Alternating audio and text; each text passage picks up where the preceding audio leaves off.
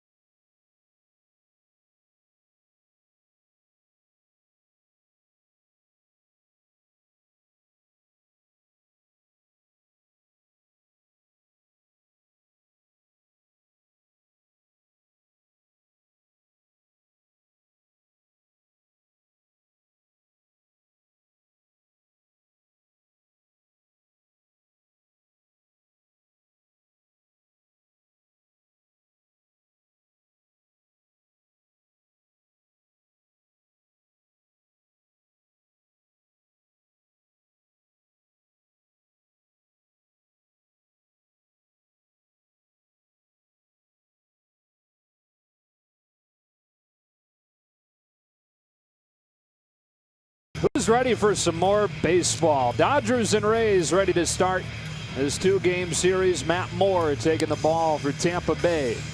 In game 1 of this 2-game set, they'll face off with this Dodger lineup put together by Dave Roberts specifically to face a left-handed pitcher. So it begins with Kike Hernandez sitting out of the leadoff spot for the 7th time this season. Puig bats second. Gonzalez and Turner in the 3 and 4 spots. Kendrick hits 5th. Trace Thompson, a right-handed batter, starts in left. A.J. Ellis back-to-back starts behind the plate. And Peterson and Charlie Culberson with his first appearance since Monday. Matt Moore is 26 years old. He's making his 6th start in his first full season since Tommy John surgery early in 2014. And they're thinking this year he's looking like the form he was back in 2013 when he won 17 games for the Rays. So he's looking very strong after almost 2 years removed from that Tommy John surgery, looking good. I mean, it's a challenge because he's going to come at you with a fastball, curveball change, but that fastball's in the mid-90s, and it's just 3 pitches, but all of them are quality. He's got a really good sweeping type curveball and a good changeup that falls off the table with late break. You know, the young man has a lot of poise out there, very intelligent, believes that the best pitch in baseball is strike one, so these Dodger hitters need to be ready, and he is much better at that this year. Normally 2-to-1 strikeout ratio to walks, now this year 5-to-1. So here we go. Let's see if this Dodger offense can get things going. Kike Hernandez to lead off the road trip with a cue shot up along first that will roll foul. Dodgers below league average, scoring about 4 runs per game, and on that road or on that homestand, 12 runs in 7 games. After they were up in the top half of the league coming into the homestand, those 12 runs in the 7 games after they scored 12 runs in 1 game to finish the road trip in Colorado.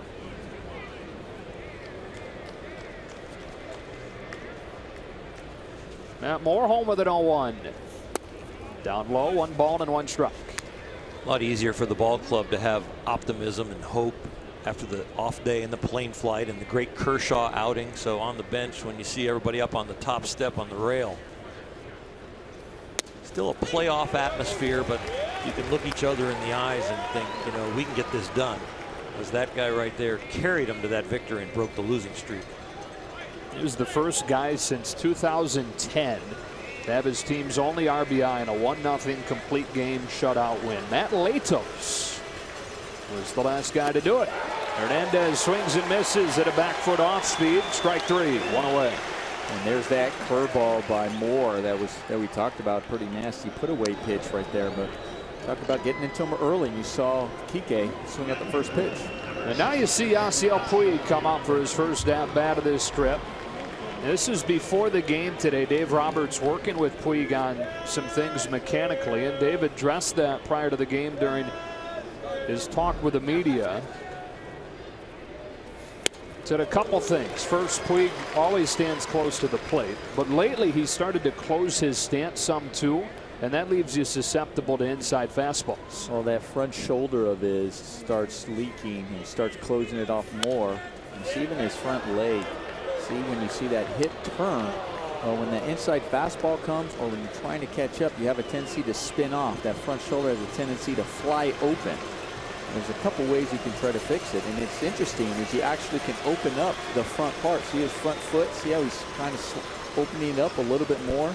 The front hip could be open, but you keep the top half closed. And back-to-back Ks to start Moore's evening. 2 away. Well, you know better than anybody, Nomar. It is hard to take mechanical changes into the game and compete against a big league pitcher. You work on it. The key when you're working on it in the batting cage is to believe in it and have confidence. And then as a hitting coach, you're going, okay, I hope he gets the hit, or I hope he comes out, so he can truly believe that it's working. Adrian Gonzalez now with 2 gone. Nobody on in the first inning. Trying to snap this 0 for 20 skid. The average at 277 overall. He's still the team leader in runs batted in. But is part of a team-wide slump right now. Back-to-back Ks for Moore, and now is 0-1 to Gonzalez. Strike 2. A lot of times when you're in a slump as a team and you're in a slump individually, you feel it even more when the team's struggling. But you're hoping that early on you can get something going just to say, okay, I can put it behind me.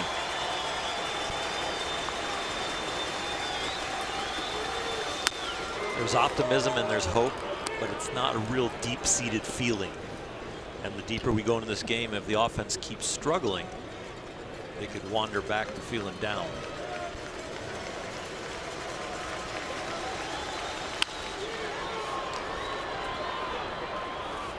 We've seen more out there. The breaking ball for the strikeout to Kike, and then the fastball by Puig. He's had a couple extra days rest because of the quirkiness of their schedule. We're going into this long road trip and consecutive games where we continue to play 20 in a row after we get to Toronto. They had 2 days off, so he's had some rest. Got into the hands of Gonzalez. Tim Beckham positioned on the right side. He's the shortstop, the position Gonzalez running the shift. Dodgers down in order in the first. Scott Kazmir to the mound against his former team when you come back.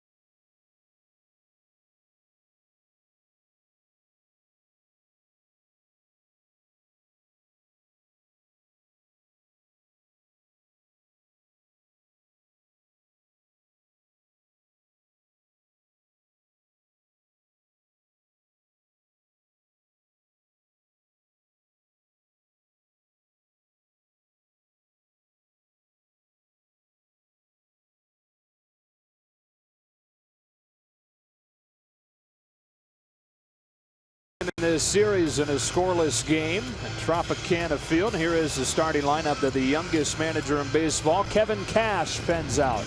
It is a right-handed heavy lineup with a left-hander on the mound for the Dodgers. The lone left-handed batter is Kevin Kiermaier out of the 8th spot. Logan Forsythe, who will lead things off, has been one of the bright spots on an otherwise rough start to the season for this offense. Time now for the mini Let's Motor player profile. It looks at the Dodgers starting pitcher Scott Kazmir, 32-year-old out of Houston, making his 6th start. Was so good in that debut in San Diego. Had those 3 rough starts in a row. But solid again his last time out against Miami last week. Strike 1 to Forsythe. He was very solid. The fastball was crisp. The changeup had depth. After the 2 runs he gave up in the first, he didn't give up any the rest of the outing. You know, when you have a gray uniform on, it's rare you get a home field advantage, but Scott Kazmir does. He pitched here a long time with these Rays, and he was 27-18 with an ERA near 3.5, so he's very comfortable here. But then you also have to battle the emotion too. There's also the, you know, when you come here, you want to just you step it up a little bit, but we all know as pitchers, when you're dealing with that emotion, if you get too amped up, you have a tendency to leave the ball up in the zone and flatten out. So you got to control that as well, even though you are comfortable. Uses 1-2 to Forsythe, and he starts the day with a strikeout. Kazmir gets Forsythe, 1 gone in the first inning.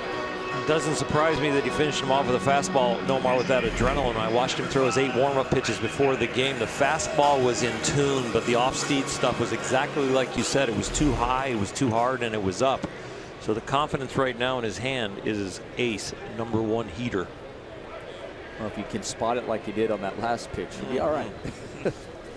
Brandon Guyer now takes an off speed for a strike. Kazmir in that outing Wednesday against Miami pitched into the 6th for the first time since that first start in a Dodger uniform. Struck out 6, which was a season high for him. But no run support in that game and suffered the loss with the Dodgers falling 2-0. This 1-1 to Brandon Guyer. Hits it. That is the 7th time that Guyer's been hit this year to lead the majors. Guyer doesn't really try and get out of the way. He just kind of braces for the impact, but makes it look subtly like he's trying to get out of the way. It's also where he steps. Notice when he strides into the ball, when he strides at home, look how much his leg actually covers the inside part of the plate. So he is actually striding almost where the line, the chalk line is. So that also has a lot to do with it, of why he gets hit.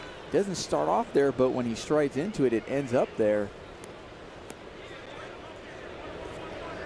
Got hit 24 times last year. That led the majors, was a franchise record. Here's the face of the franchise, Evan Longoria. Taking strike 1. Homered on Sunday in Tampa Bay's last game. It was his 2nd consecutive game with a home run. Now tied for the team lead with 5 long balls.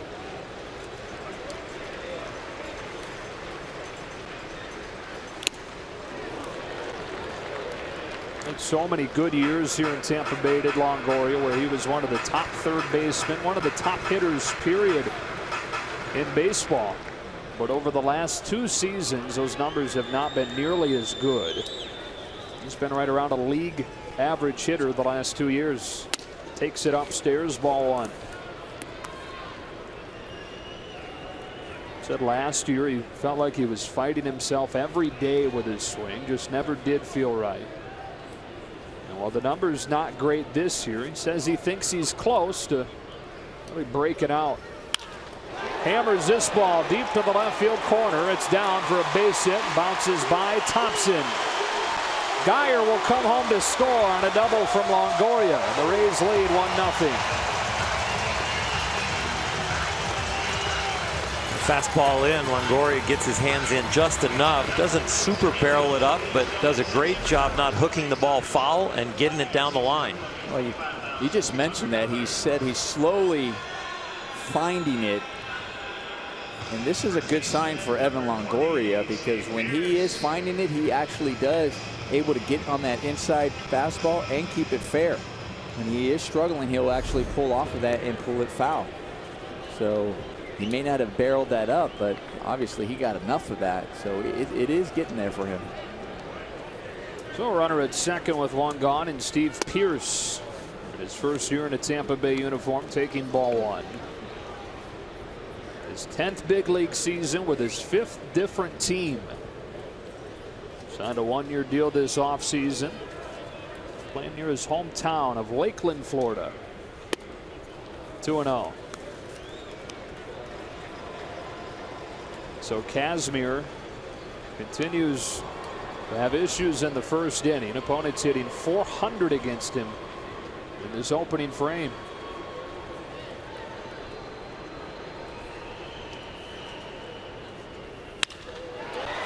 That's foul. 2-1. Those numbers on Scott Kazmir can be a reflection of trying to find the range on the fastball and also trying to find the feel on the changeup, especially early in the game. But then once you kind of hone it in, all of a sudden you saw in those later innings that average just plummets. So maybe a little bit more work in the bullpen, maybe not saving your energy and trying to coast in mentally a little bit into the game. Come out like it's your 9th inning instead of your 1st. Nicely placed. 2-2. Debuted in the majors with the Rays back in 2004, did Scott Kazmir.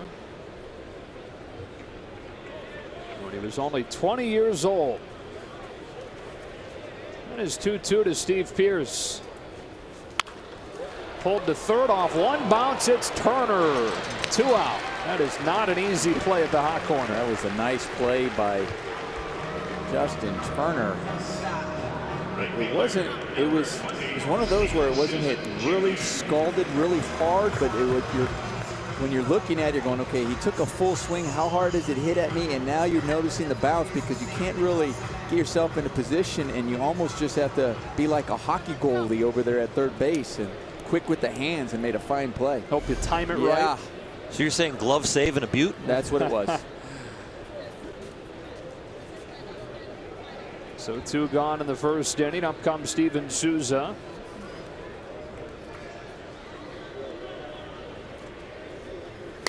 Now the Rays, like the Dodgers, have struggled offensively lately, but the Rays have struggled pretty much the entire season offensively. Only the Braves have scored fewer runs per game, and it is just barely.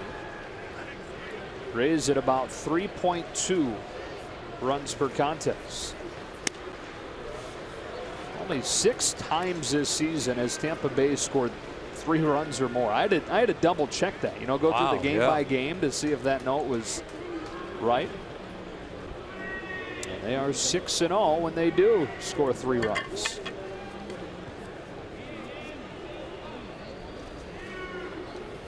One and 2 on Souza.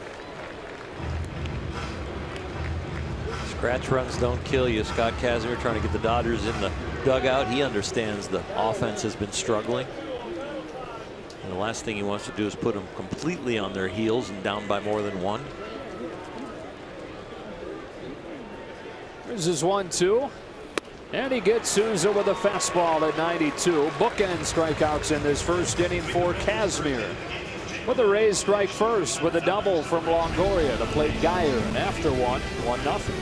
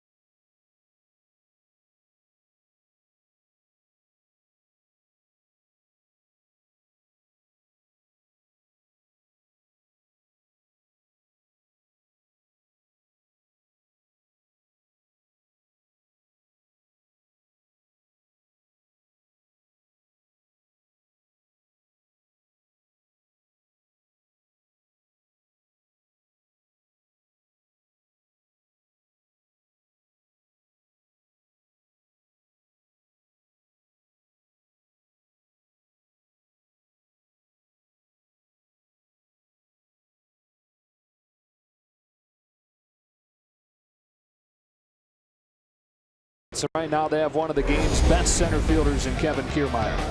He goes after the ball. He sacrifices the body. A lot of scouts say he just plays it with a reckless abandon.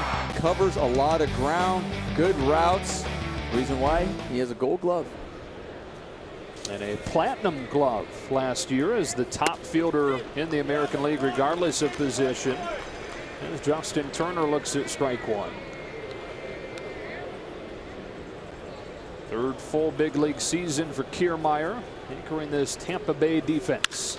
Turner hits it hard on the ground, testing the arm of Tim Beckham. Dug out of there by Pierce, 1 away.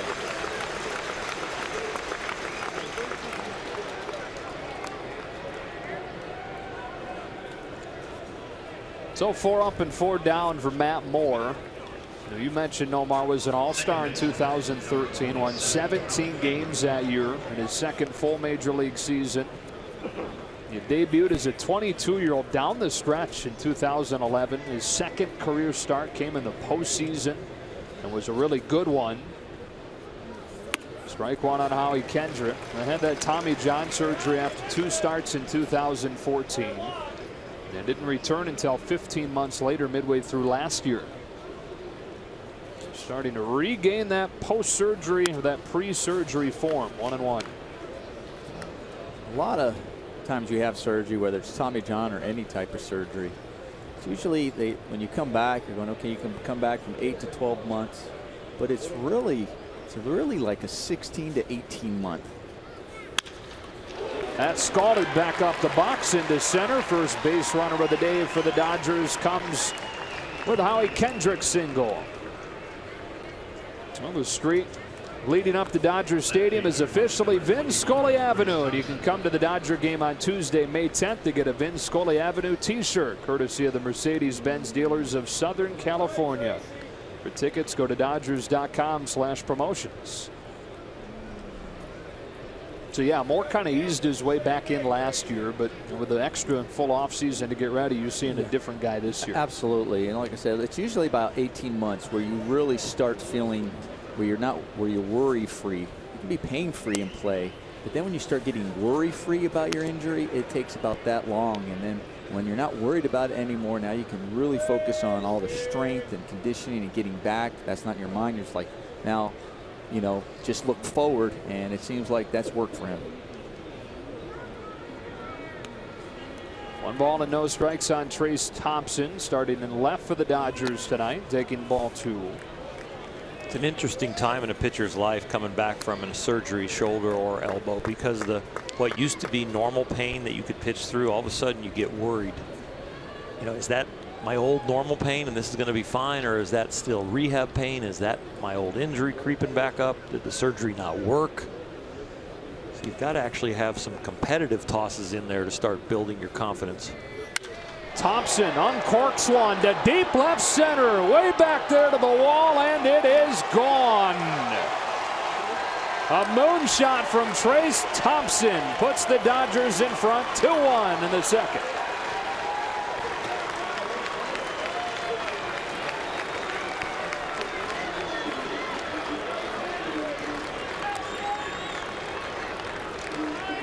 Fellas, that ball was crushed.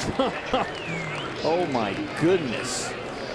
I mean, Trace Thompson got all of this, and that's one thing against Matt Moore that he's been susceptible this year. The success he's had or how well he's looked, he has given up some home runs. In his 5 starts, he's given up 4. So this is his 6th start, and now it's been 5, and that was a long one. It looked like it almost hit the catwalk. Yeah. It might have hit the catwalk over there. That'd be ring D, is that correct? They have them. I'm like, did it hit last ring one, A, B, C, D E, or C? Did it or, hit wow. C? His second of the year. A.J. Ellis takes up and away.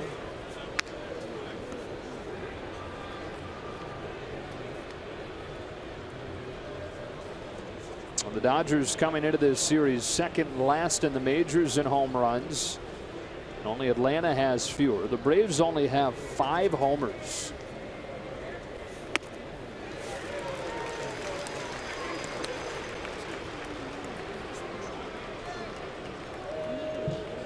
Trevor Story of Colorado in his first 3 games had more home runs than the Braves. I mean, than the Braves. You're right. 2 balls and 2 strikes. I think it was 8 in his first 13 games. And the Braves as a team have 5 right now.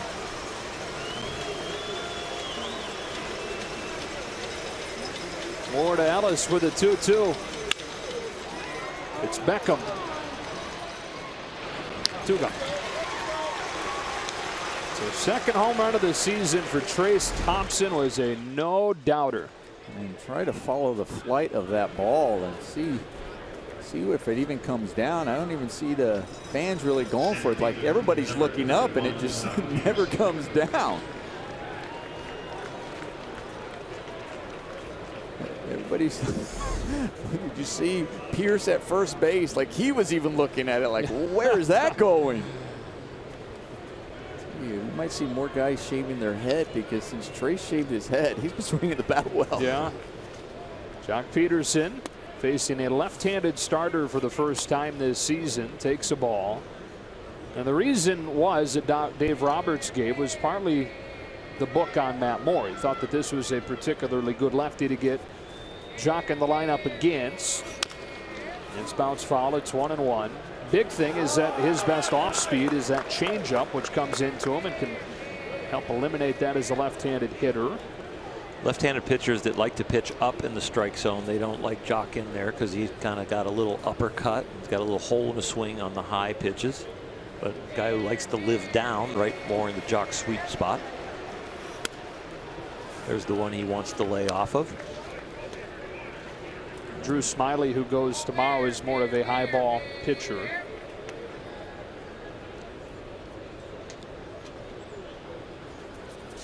Jock waits on a 2-1 and takes it in the dirt. 3 balls and 1 strike.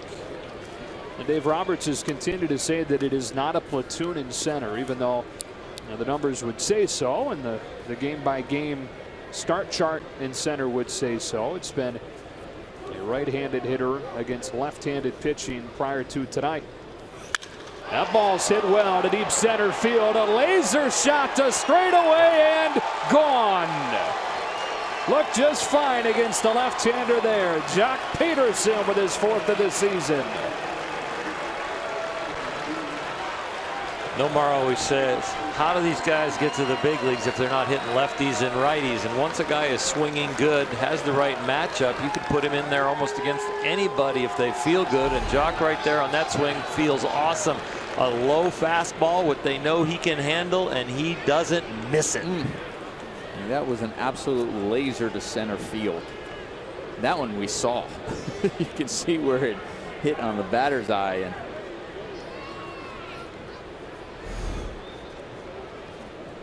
the second home run of the inning for the Dodgers, and now Charlie Culberson out of the 9 spot takes a ball. That is one way to prove that you don't belong in a platoon. Well, I mean, doesn't the lefty and the righty still have to throw the ball over the plate, the same plate? So you're of the mind that we've gotten to the point, and it's not just the Dodgers, it's across baseball, where we've overthought the whole thing. I think you know, some guys you can see over a long period of time at this level, at the big league level, where they, there's splits between righties and lefties. But to do it early in someone's career, I always thought, did Jock not have to face a lefty in the minor leagues? Did he make it to the big leagues only facing righties and they platooned him down in the minors? Because if they did, I don't think he'd be in the big leagues. Yeah. That's just kind of my feeling. They say you can't hit lefties, so when you see struggles, and I think when Jock's struggling, I think it's struggling with righties or lefties, and even sometimes you'll see splits, early or over. I'm thinking about, like, you look at Andre Ethier, what he's done, but there were years where he was hitting lefties, and then there's where he struggled. Culberson pops it to short right. Souza comes on and makes the play to finish an inning with the offense. It's going. Trace Thompson hit a 2-run shot. Almost hit the B ring right above the diamond. A skyscraper for Thompson, his 2nd of the season. Then it was Peterson launching his 4th, and the Dodgers lead 3-1.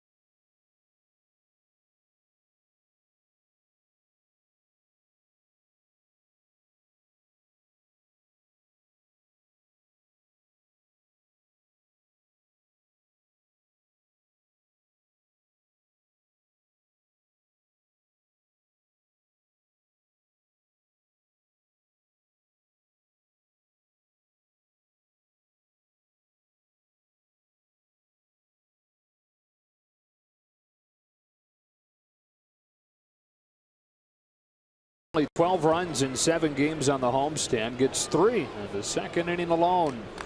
Home runs from Thompson and Peterson. And a 3-1 lead for Scott Kazmir to work with as he pours in a strike to Desmond Jennings. Well, you said it off at the top, Oral, that you want to get the offense going. You want to get it going early to help Kazmir, who gave up 1 and put the offense in a hole, but the offense quickly getting it back for him as Jennings flies it into center. And Peterson gives way to Puig for the first out of the inning. Now Puig with 3 outfield assists this season already. That's tied for second in the National League. And while the bat has slumped, he's continued to do things well on defense. These throws that he makes from the outfield when he can actually pick up where he might be throwing, or the blind throw like this one, head down, grabbing it, knowing space and time exactly where he needs to throw it, and pretty good arm too. Well, the one he threw all the way to third, they clocked that at 93 miles an hour coming off of that. But it's also his accuracy with that arm. I mean, it's one thing that one going down the right field line, bouncing off the wall, and they get in the body in position to make that throw to second base, but the accuracy to be right on the money. To Beckham now, 1 ball and 1 strike. Thank goodness Justin Turner made the play off 1 bounce, or else nobody's really talking about that throw anymore. You don't get him. That was not an easy play, even though the throw is incredible. Turner still had to do his part. I'll tell you, if you're Justin Turner, and I know as an infielder, you're going with a throw like that, you're like, if I miss that ball, everybody's going to be all over. Like, I better make it. I mean, the way he threw that, and it's a lot easier when it's that kind of a short hop, kind of a quick short hop, instead of a long hop, where it's in between long hop. Well, that's when somebody walks up to you and puts their glove on their shoe and says, hey, don't kick those anymore. Or maybe put your glove here. And I'm pretty sure he had a smile on his face as he caught that throw. Literally was smiling as that ball bounced into his glove. Over the inside corner, 3rd strikeout of the game for Scott Kazmir as he sits Beckham down, 2 away. I'll tell you, this is a big inning for Scott Kazmir. I know it's early in the game, but gives up 1 in that first inning, and then the offense doing a good job for him, picking him up right away with those 3 runs. As a pitcher, you're thinking, all right, my offense picked me up. This is great. Now I got to have one of those shutdown innings and hopefully a quick inning to get that offense back in there. Talked about Kevin Kiermaier's defense, one of the best defensive players in Major League Baseball. The bat still coming along, although he jumps on the first pitch here and singles into center. He's trying to turn it into 2 as Peterson took his time, and it's a double. Head of the ball. Wow. Watch Kevin Kiermaier right when he hits this ball right out of the box. I mean, it was, okay, back up the middle, but he's thinking 2 right here. I mean, he is turning it on. There was no hesitation. It's one thing to think 2 or 3 when you hit the ball down the line, but when you hit a ball up the middle, that's when you have to know. And we'll see more of this, though, too. You can credit him for hustle. You can say Jock didn't get to it in time. But we're going to see more of this with outfield shifting coming about more, where that ball up the middle might not be a fielder there all the time. 9-hitter Kurt Casale takes 1 outside, ball 1. That overshift of the outfielders is starting to really come into vogue. And I'll tell you that obviously the Dodgers and the Rays don't play each other much. And you have a scouting report and you can hear, okay, this guy has a lot of speed, covers the ground. But until you just see it for Jock right there, he's going, okay, well, normally even with a guy with good speed, I can come get this ball. Don't let it get by me. I'm throwing it in. He's not going for 2. Now they know. They're making a mental note.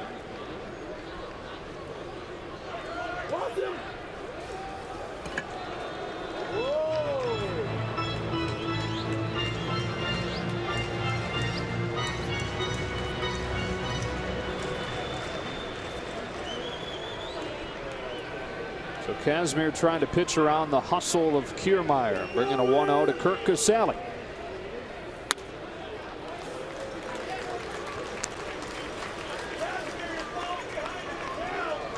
Nine-hitter, catcher for the Rays, is only 7 for 48 this season. But an RBI opportunity after Kiermaier's 2-out double. Here's a 2-0. And there's strike one. He's been dialed in over that inside edge roll. Yeah, that glove side inside to righties. It looks like his fastball command is solid right now. And that's the side when your secondary pitch is a changeup that fades away from righties. That's the side of the plate you want to command.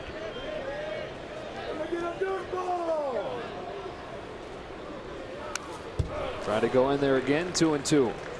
A little too much of the plate, but when you make some good pitches, you get a little bigger range for your misses because the hitters are not anticipating a bad pitch all the time. They're working on one half of the plate or the other because you've proven you can do that.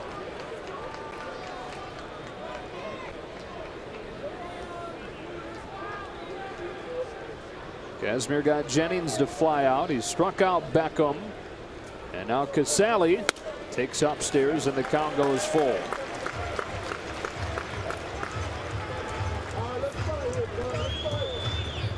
Howie trotting in, going to give him a little message, maybe about signs or locations.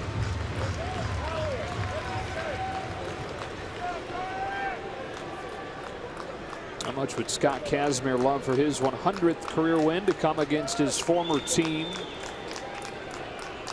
who since leaving he's gone 1-4 against. His payoff to the 9-hitter Casale is fouled off. Traded to the Angels in 2009, straight after Sean Rodriguez, with the Angels in the middle of a division title run that year. The Rays were about 15 games out of first place 1 year after they went to the World Series in 2008. That was a year that began with Kazmir during spring training predicting to a reporter that he thought that Rays had what it took, despite never having gone to the postseason, to play in October. And he strikes him out over the inside corner where he's living over these first 2 innings. 2-out double, but no problem for Scott Kazmir, who leads 3-1.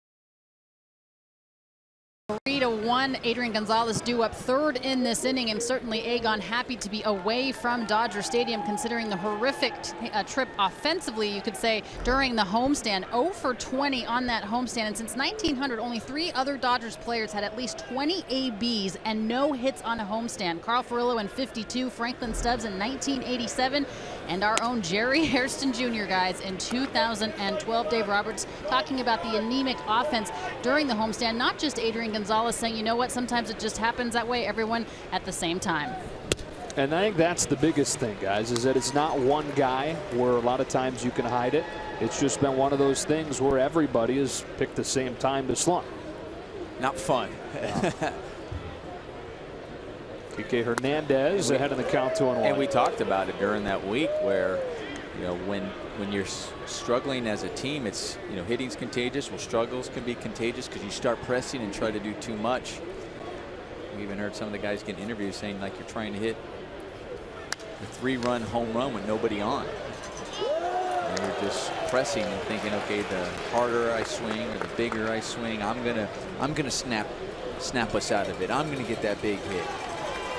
Chase balls out of the, or chase balls that you normally don't chase out of the zone, and maybe just, you know, you're not as confident setting in the box. Hernandez checks on Beckham at short, who's been busy so far. One gone.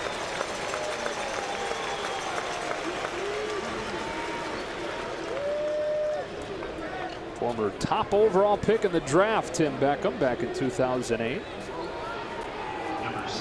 And part of a platoon at short with Brad Miller, who the Rays acquired from the Mariners during the offseason. Making a rare start tonight with the Dodgers throwing a lefty. There's Brad Miller.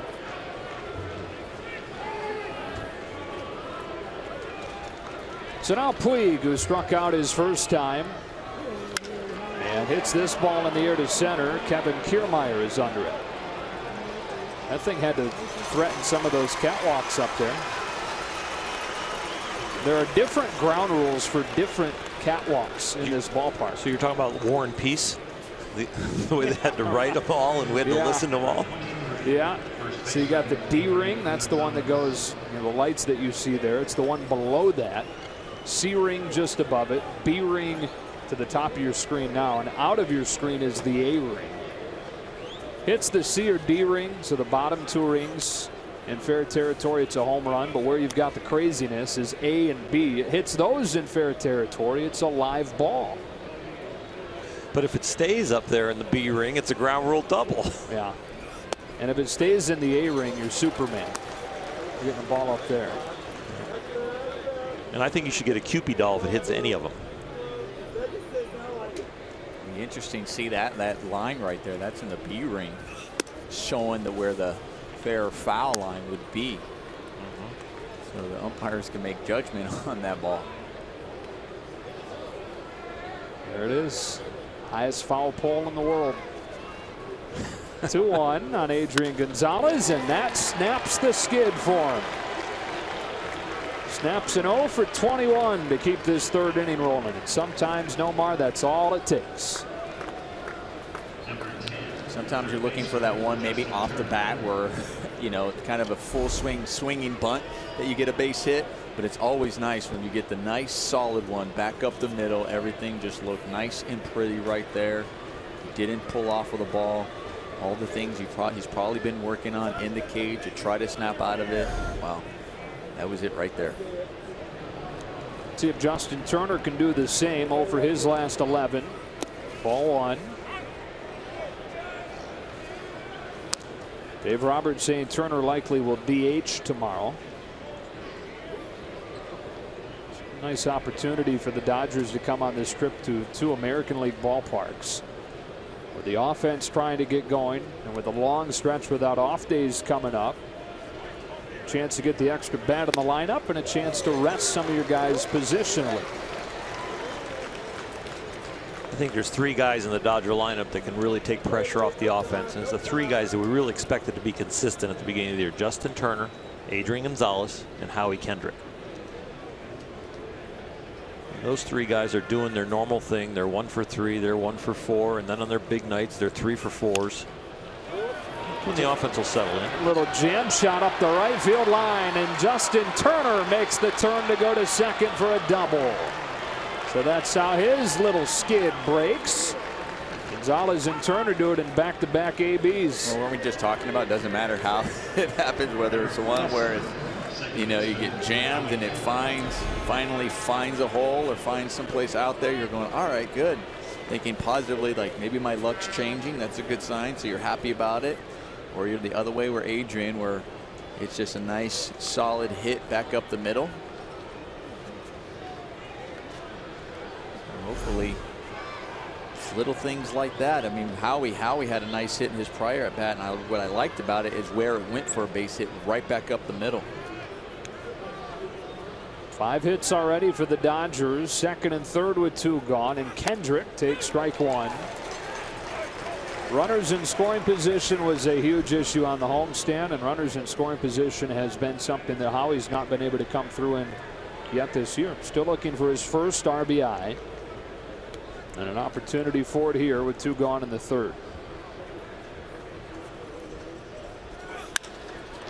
In the air to right, Steven Souza to put it into the inning. Back-to-back 2-out hits. Gonzalez and Turner both get off the schneid, snapping offers. Dodgers in front 3-1.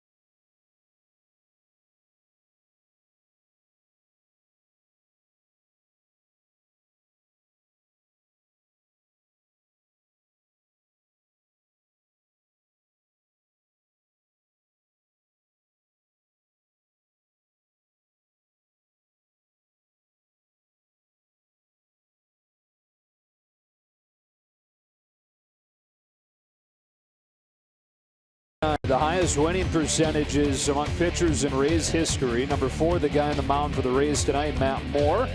Number 5 on that list, Scott Kazmir. He was a Ray from 2004 to 2009. I guess technically he was a Devil Ray from 2004 to 2007. Was a Ray in 2008, 2009. Second time through the order, Logan Forsythe takes strike 1. So they were Devil Rays in 07. Won their first championship in 08. Got the Devil out of the building and finally got a ring. And wasn't the first time they won over like 70 games also? Yeah, they had not been good over the first decade of the organization. That was with the now Dodgers head man Andrew Friedman running the show here in Tampa Bay. Logan Forsythe cracks a fly ball to right field, sending Puig back to the track, back to the wall to make the play. You said the ball has not traveled well here this year, but it seemed to there. It stays in the yard for route number 1.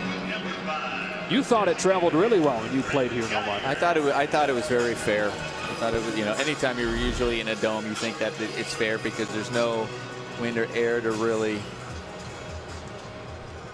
have a factor in it, although we know over in Minnesota, they used to talk about where the air conditioners would turn on or off, and that would change the flight as well. But offensively, I liked hitting here because, one, the batter's eye is really big and you can see the ball really well coming out of the pitcher's hand, and I thought it carried well here. This ball hit in the air to center. Jock Peterson has it for out number 2. You hit 8 home runs here, in case you were wondering. That is tied with Yankee Stadium for the most in a visiting ballpark for you. See, I told you. Yeah. Well, back then, yeah, it didn't carry quite as well as it does now. Other way. Oh, yeah, I see. Yeah, that was just big time power. Nothing to do with the way it carried. Evan Longoria. Now you're talking big time power. I love watching this guy hit. Not against the Dodgers, but when he first came up to the big leagues and some of the clutch home runs he had in 2008, 2011. Boy, you could just see right away why they wanted to sign him up for a long-term deal. He was a Rookie of the Year in 2008. Was an All-Star in each of his first 3 seasons. And did sign him long-term. 7 years still left on his deal. That'll take him through his age 37 season in 2023. And we talk about the home runs late in the season, and the last day, Evan Longoria really likes the last day of the season. I mean, of all his homes, 7 of his home runs have come on the last day of the regular season, which, by the way, is a major league record. Previous record was held by Stan Musial, who had 6. That's a good name to have in the same paragraph. Yeah, it was back in 2011 where his home run that put him into the postseason. There it is right there. That's where it landed. Kind of hooked it around the pole.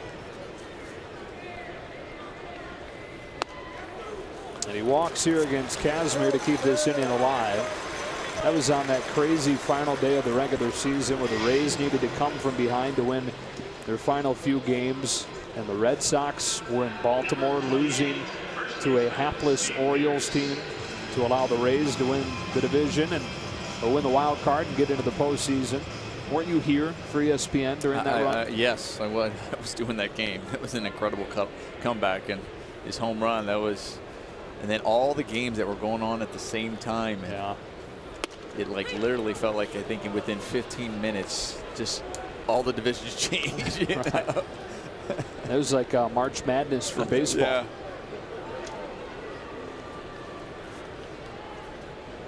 Steve Pearce cracks his bat on a base hit into center.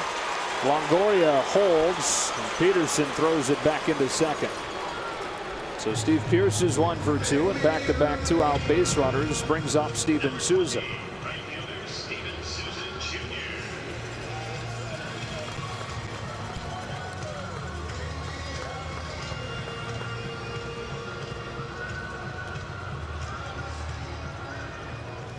One of 4 strikeouts today. Scott Kazmir came courtesy of Souza his first time up to finish the first inning. That was with Longoria at second as well. If Kazmir can get him again. He went back to the well on the first pitch there. Souza struck out on a fastball up and away in his first at bat. And I was sitting here wondering what strategy Scott was going to use to attack him. Either treat a hitter like someone that's smart, will make an adjustment, or is he just a kind of a rockhead and looking for the ball and trying to hit it? You can't be an intellectual slugger. Yes, you can. But I thought as a pitcher you needed to know, do I have an adjuster at the plate, or do I have a hitter that just hits one way? Yeah. And if I have an adjuster, then I'm trying to think along with him and set him up and do something different maybe than the last time. If I have a guy who has a hole in his swing and doesn't make an adjustment, I can just keep attacking it.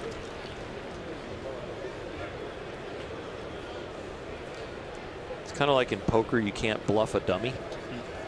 They'll just call. Yeah. But a smart player might read the cards and read the situation and the betting sequence and go, he's got this. So you can almost set those guys up. You're unbluffable, right?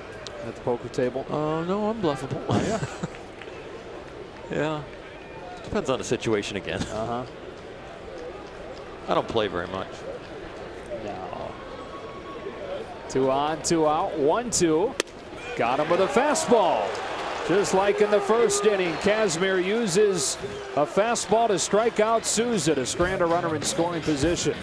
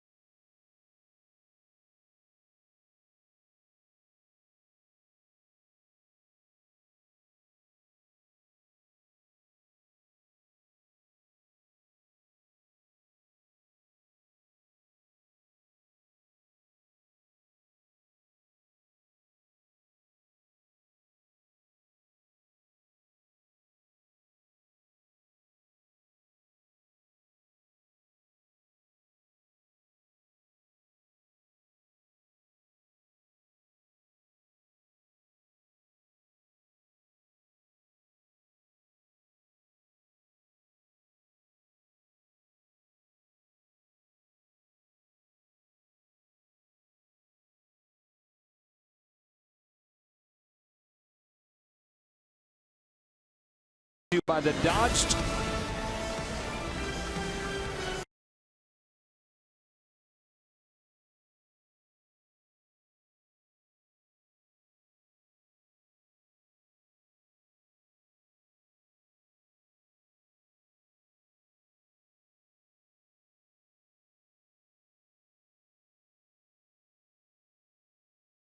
Dodge dealer today.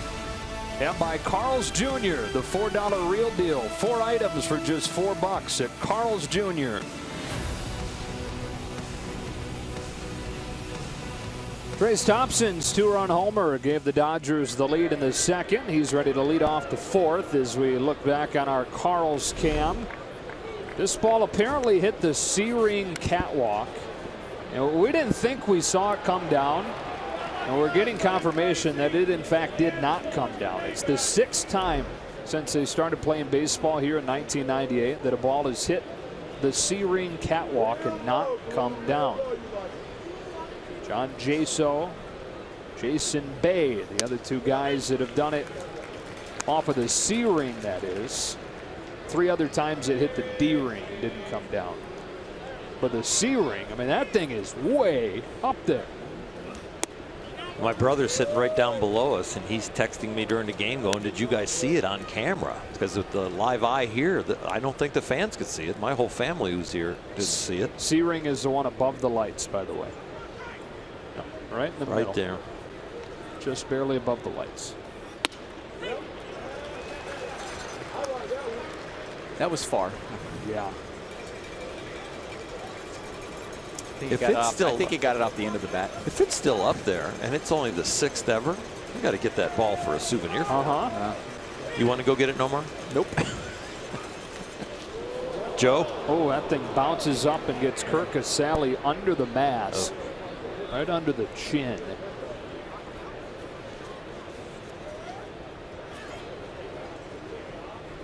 The training staff quickly out to take a look.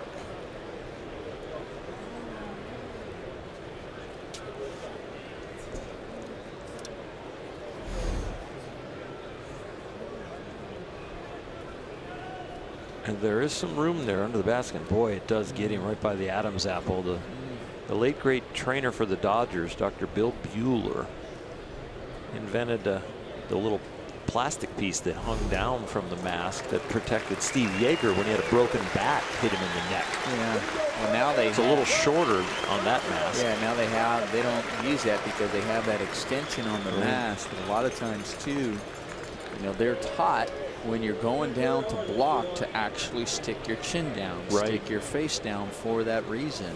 And you notice when he went down the block, his head was a little bit up, which allowed the ball to sneak in there.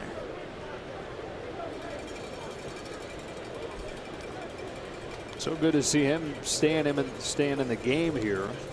Taking that ball off of the neck. 2 balls and 2 strikes on Trayce Thompson, leading off the 4th. Who told Lana Rizzo before the game today that playing in here was like, what did he say, playing in outer space or something? You never know what time of day it is. Yeah. It is always the same, no matter the time of the day. This ballpark.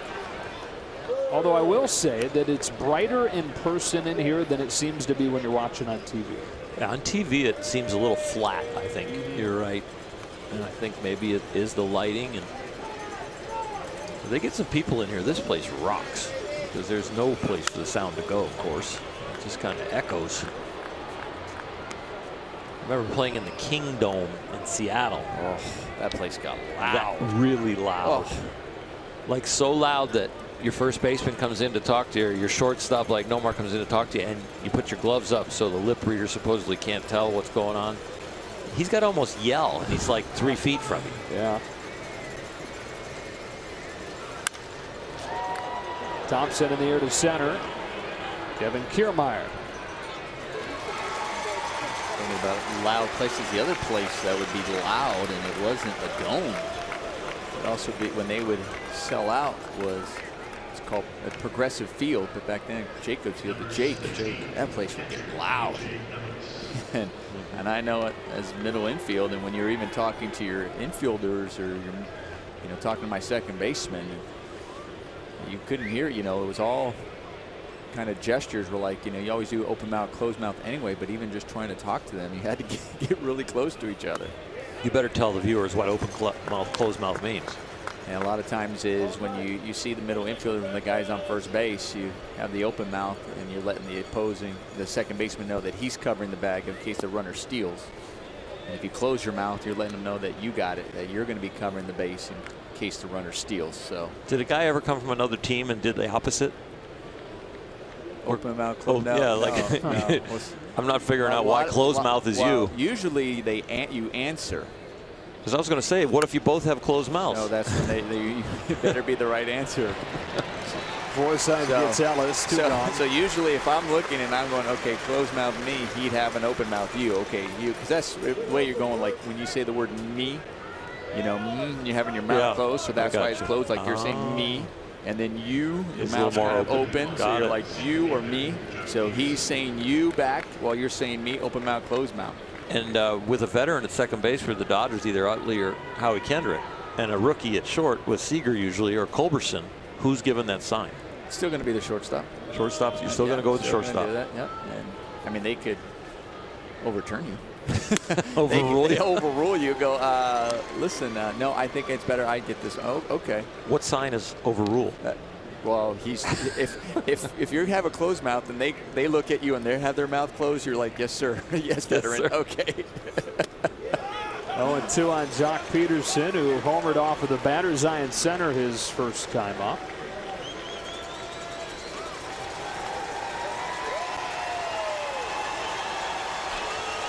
So for us up here, open mouth is I'm talking and you be quiet. Yeah. Joe, open mouth, we'll be quiet. Yeah, I was just enjoying it over here doing closed mouth for about 5 minutes there. Oh boy, can't work this way. 2-2 on Jock. Dodgers getting 3 runs in the second. 2-run homer from Thompson, and then that solo shot from Peterson. And of the 16 runs that Matt Moore has allowed this season now, 12 of them have come off of home runs. His 2-2 is in the dirt. And a good take from Peterson to run it full.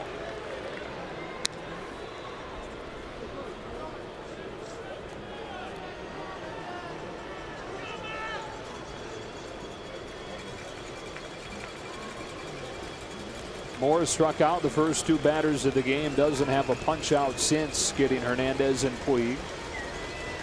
His 3-2 to Jock Peterson is over his head. It was just slipped out of his hand. It was a breaking ball. It wasn't a fastball going at him. We saw 81 miles an hour. This one just slipped. Just a bit inside. Just a bit. I'm glad he ducked so he didn't get hit in the head, but he also did a good job bringing the bat down, reminding him to bring the bat, because sometimes you duck and you leave the bat up there and hits the bat, and it's a foul ball. You ever leave it up like that and have it go in play? No. Be a little dribbler in front? No.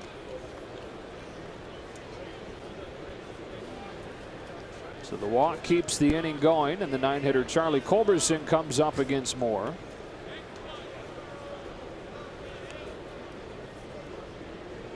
Fly out to end the second inning in his first at bat since Monday. Dave Roberts saying before the game today he wanted to be certain to give Culberson the start today, having more than a week off since his last not just start but at bats.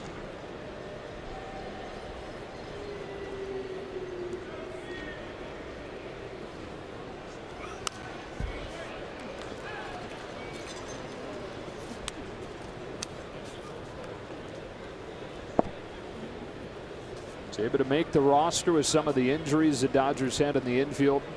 Corey Seager for much of spring training. Howie Kendrick was dealing with stuff at second. Started the season on the DL. Culberson has proven to be a valuable piece. He's had some big hits in his limited action. Go back to that game in San Francisco on the opening road trip of the year and an extra innings win. Yeah, the game-winning RBI double, after he made a diving catch in his first inning in left field in years.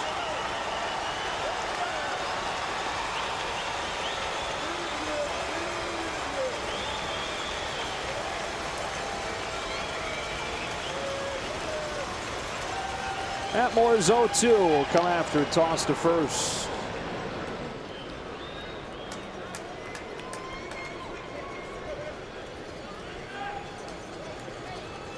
He's allowed 5 hits today. His walk to Peterson was his first. Now he's ready for an 0-2 to Culberson. On the ground is short for Tim Beckham to put an end to this 4th inning. We go to the bottom half in St. Pete with the Dodgers up 3-1.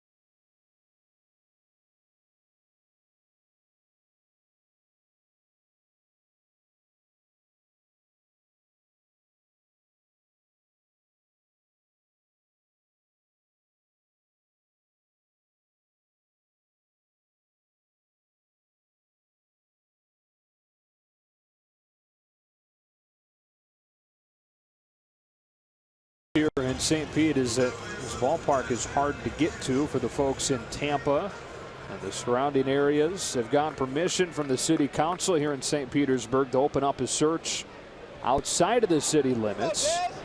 Find a plot of land for a new ballpark. There was a while there where it was looking like if the Rays were going to keep going, they'd have to move to a different region entirely. Desmond Jennings takes ball 1 from Scott Kazmir.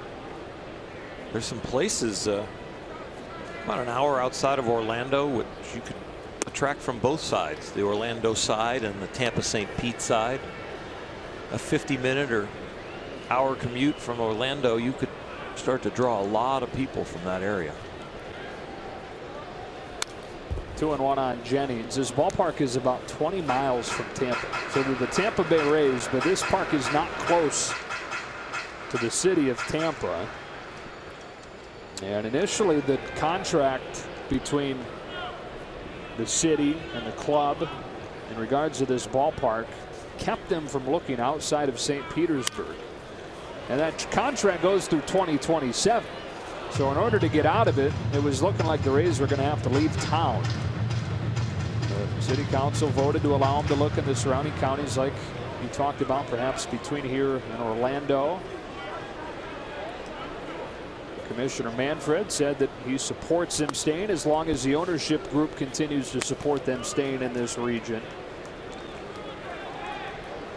There's a place an hour outside of Orlando that there happens to be a casino and a hotel, and it gets a lot of traffic from Orlando people. So it's kind of proven that a destination people aren't afraid to travel, you know, if they're going to come do something for 3 to 5 hours. Kazmir already 6 Ks as he sits down Jennings for the first out of the 4th. Wouldn't that be weird though? I mean, I know you say it's a destination, but a major league ballpark kind of smack dab in the middle of between 2 cities, not really in any city in particular. It would be a reach. It kind of seems but like it might the need, lesser of 2 evils. It might need to be a reach for this area to have something be real successful. And Beckham takes the ball. They have a larger base. Last in the majors in attendance 10 of the last 18 seasons.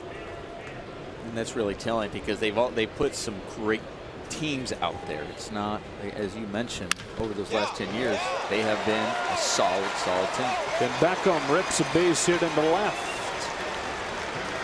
Fourth one against Kazmir today and a one-out base runner. Yeah, their success has all come in the last 10 years. You know, right? A couple of AL East crowns and a wild card also. One of the arguments for staying around in Tampa Bay, or at least in the Tampa Bay area, is that the people that grew up as teenage and high school kids during those great teams of 2008 and around that time are now getting to the point where they're starting families. And the thought is that those people will want to be season ticket holders and be consistent supporters of this team, and this would be the wrong time to leave this market. That's the argument to stay for a lot of the people involved. So some silent demand there that's coming of age. 1-0 on Kevin Kiermaier, who doubled his first time. Kazmir said that he remembers during that 2008 season when they made their first postseason trip that this was the loudest ballpark he's ever been in. Fell to the Phillies eventually in the World Series in 5 games. Chase Utley's Phillies. Coming here with all those years with the Red Sox, there were times it felt like it was a home game for us in Boston because it seemed like the Red Sox fans outnumbered the Rays fans. And of course, you get a lot of Boston people and New York people that retire to Florida.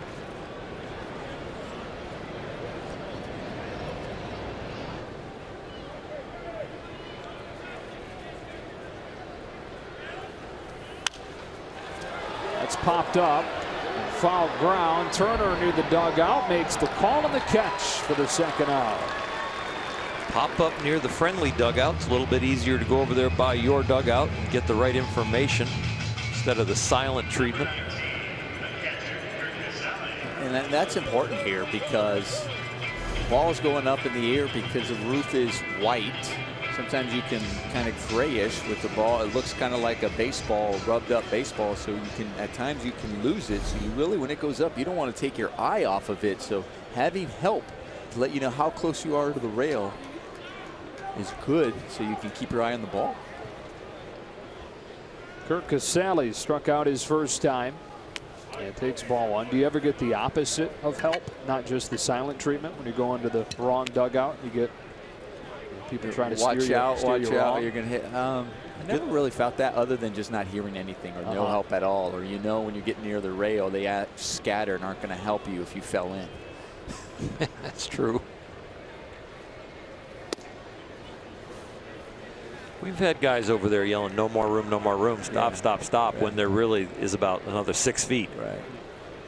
And you will see guys pull up with that. Or you'll hear, it's out, it's out, it's out. Like it's out of play.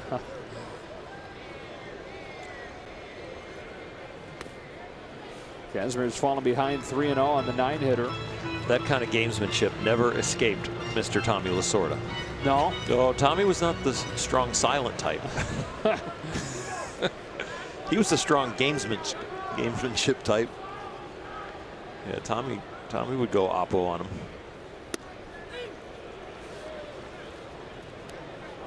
And then if the fielder looked up after catching it and looked straight at Tommy, Tommy would just smile at him.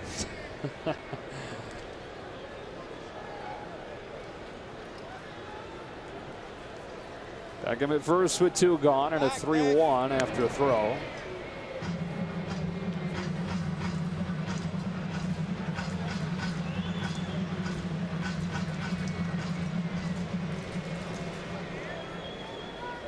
Kirk Casale, former Vanderbilt Commodore, waits on this 3-1 pitch and delivers a high drive to left field. A no-doubt shot for Casale to tie the game at 3.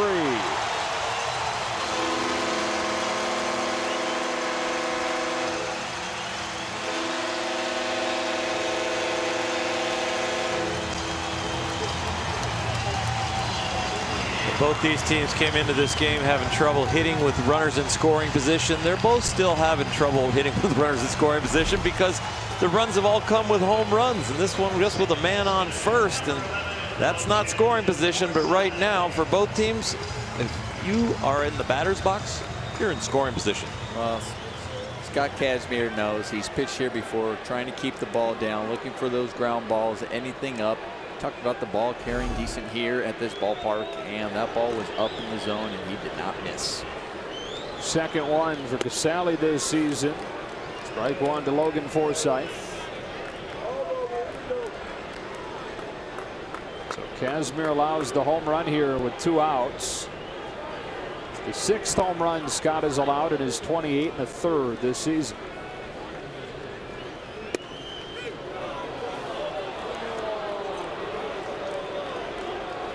So good in his debut game, 6 shutout innings, gave up just 1 hit against San Diego. And 3 bad starts, 2 of them against San Francisco, 1 at Colorado, before he was really good against Miami last week.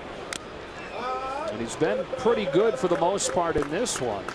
Gave up that first inning run, and just now that 2-run shot to tie the game.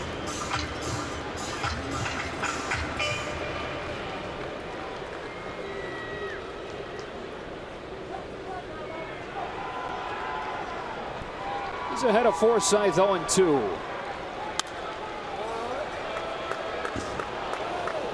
I remember when 93 was a really strong fastball at the big league level. But we have more and more hard throwers.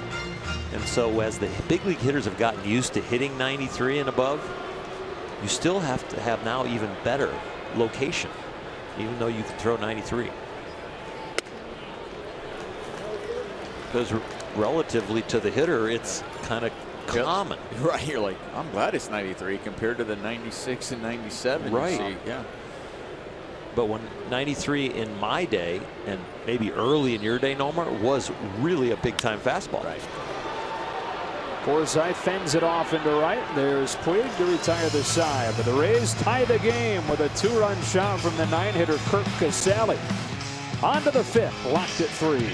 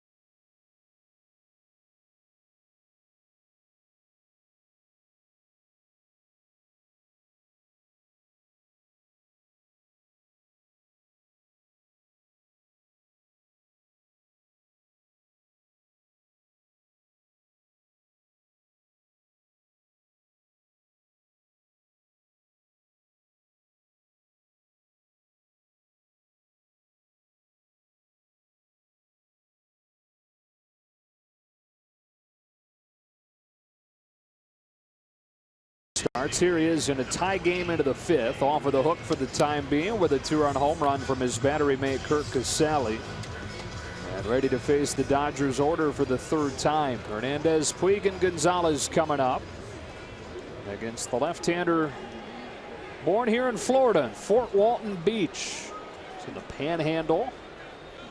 Born into a military family. His dad was in the Air Force for more than 2 decades, so he moved around quite a bit growing up. First one to Kike Hernandez. He's cut on and missed. Strike 1. Moved to Okinawa, Japan when he was 7 years old. That's where Dave Roberts, the Dodgers manager, was born. Also in a military family. Dave's father was a Marine. After a few years in Japan, the family relocated to New Mexico. Matt Moore's family, that is. And spent his high school years there. 8th round pick of the Rays out of high school in 2007. 1 ball and 2 strikes on Hernandez.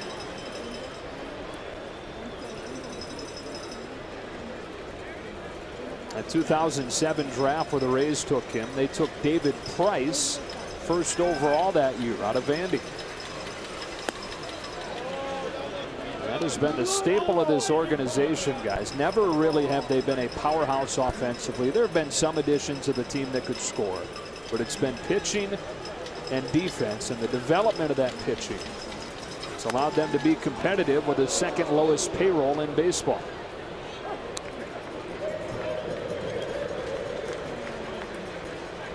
Spend a lot of money for home runs and RBIs, especially when you have to fill it up through, you know, at least 4 or 5 places in your lineup.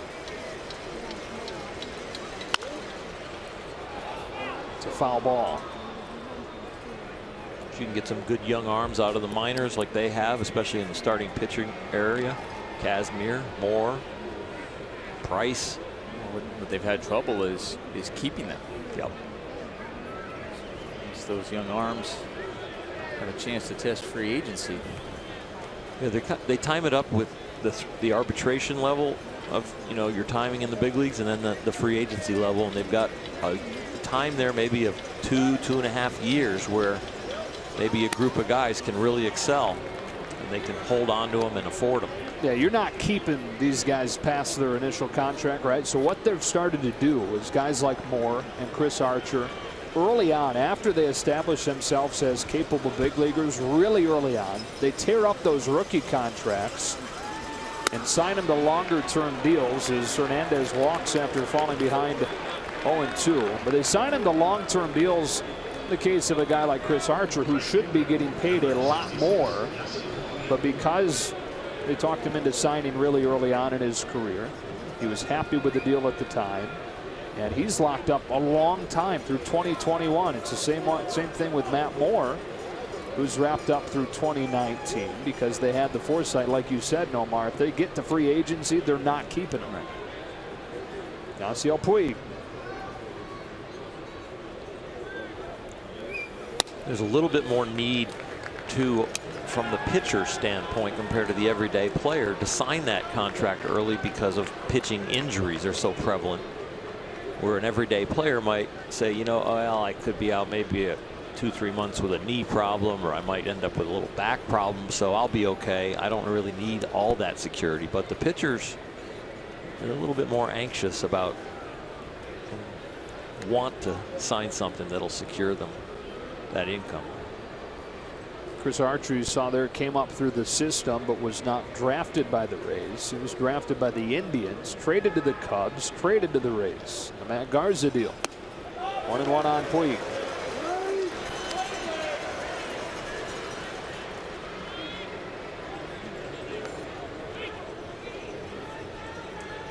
Guy they think has a shot to win some Cy Youngs.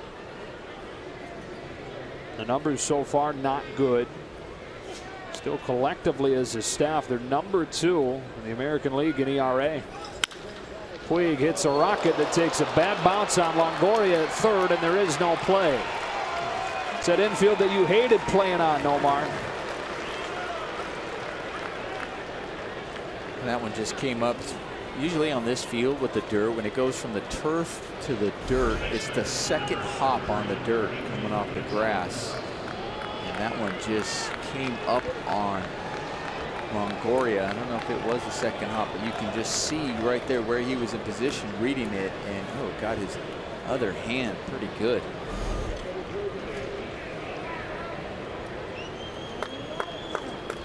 So the first 2 have reached for the Dodgers in this inning, and Adrian Gonzalez, who snapped an 0 for 21 skid with a single his last time, climbs in against Moore. Ball 1. Your least favorite, or the most difficult surface, right, was Fenway, where he had to play every day. But behind that, this was up there, right? This one was in your mind. You thought about it, and then I came where it wasn't always this type of turf. It was the other original turf. It wasn't this kind of sport turf or grass. like when I first started playing here. So, and then when it was early in the year, early in the Devil Rays at the time, and their franchise, you know, the dirt also didn't. They were trying to fiddle around what kind of dirt was a good mixture of dirt, because it would clump up or it would leave big divots, and they knew that was an issue because now they're looking at natural substance of dirt being inside. So they had trouble finding the right mixture to keep that consistency, to keep the ball bouncing. That wouldn't take, it was always that, like I said, that second hop on the dirt. I always tried to avoid it because that's the one that kind of came up on you and really jumped up at you. So you were always charging. But they changed the turf. They went to this infield kind of turf back in 2000. Then they went to a field turf in 2007 and 2009. And now what they have here, to put this in 2011, they call it it's AstroTurf Game Day grass. So it's gone through some transitions. Gonzalez dribbles it up along first and foul. You know, you see anytime you go to the ballpark, they drag the infield before the game and spray it down. They drag the infield grass here. They run some kind of machine over the infield turf to straighten it out, even it out with all those rubber pellets in it. You'll be finding those pellets in your shoes and your pants for days, huh? Yes.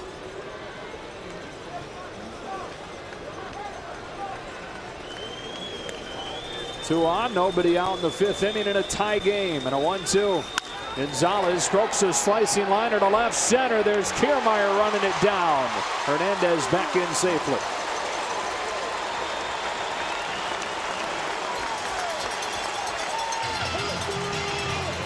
Well, that ball was well hit by Adrian Gonzalez in his first at-bat, or his last at-bat, sorry. When he got the base hit, he went the other way. Kind of that left center, got a nice one. This one he squared up as well. Got too much of it where it just stayed up in the air. And we talked about earlier the Gold Glove of Kiermaier. He covers a lot of ground, got a good jump on it. Made the catch, and Kike was, for a second, was thinking it might fall, but the ground that he covers, the balls that he gets to, even the ones that he may not, but say you're in scoring position, you may not get the jump you want at second base because he can come up with a play and get under balls that most other guys can't. Just from the reputation. Reputation and ability. Yeah. Justin Turner, you saw the note a second ago, snapped an over 11 his last time with a double, and takes ball one.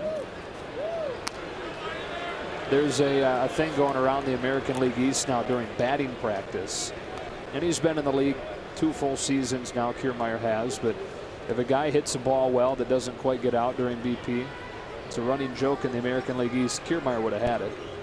You know, you hit it well and bounces off the wall. Kiermaier would have had that. Just barely gets out. Kiermaier would have robbed it.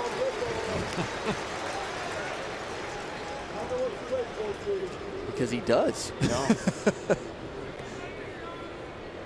Remember, one guy who used to do that when I was playing was Kenny Lofton. Kenny Lofton. Yep.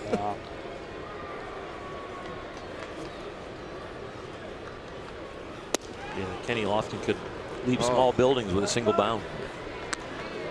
Ridiculous climbing fences and robbing, and the speed he had to get into the gaps. I was the beneficiary of that 95, 96, and 97 when I was an Indian.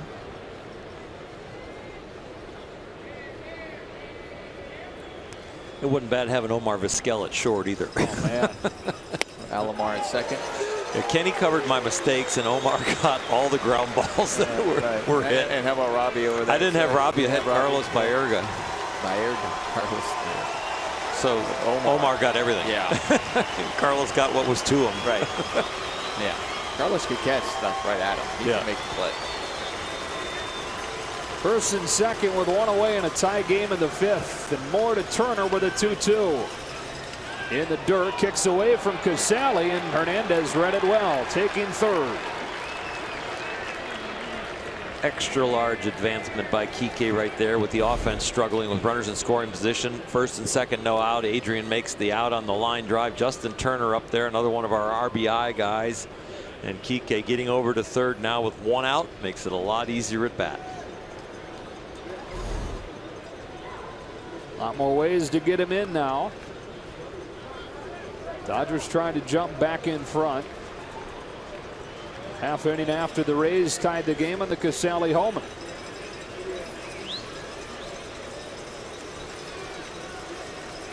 Three and two on the Dodgers third baseman. Turner fouls it off. And on that wild pitch, with Kike getting to third, it's a tough read for Yasiel at first.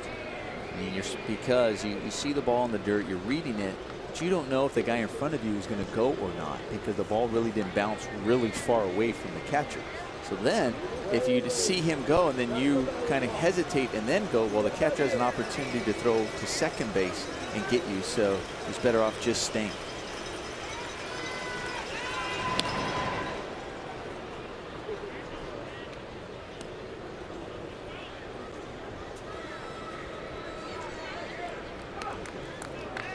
They ruled Puig's ball, by the way, a base hit. The one that went off of Evan Longoria.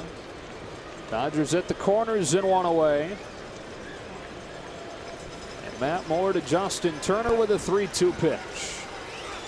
Upstairs, it's ball four. And the bases are loaded for Howie Kendrick.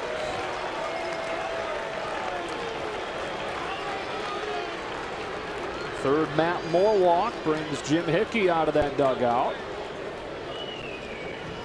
Golden opportunity for the Dodgers against Moore here in the fifth.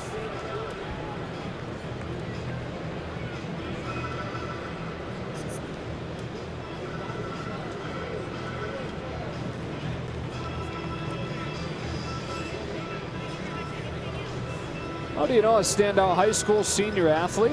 Nominate them for a chance to be named the Time Warner Cable Sports Championship Drive Scholar Athlete and receive a $2,500 college scholarship. Go to TWCSChamp.com now for more information. Some action down in that Rays bullpen with Matt Moore running into some trouble here in the fifth.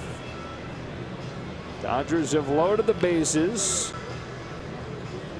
With a walk from Hernandez, a single from Puig, and a walk from Turner. That's Steve Galtz down in the bullpen for Tampa Bay. Well, that's a righty getting ready for Trace Thompson, who already had the big home run.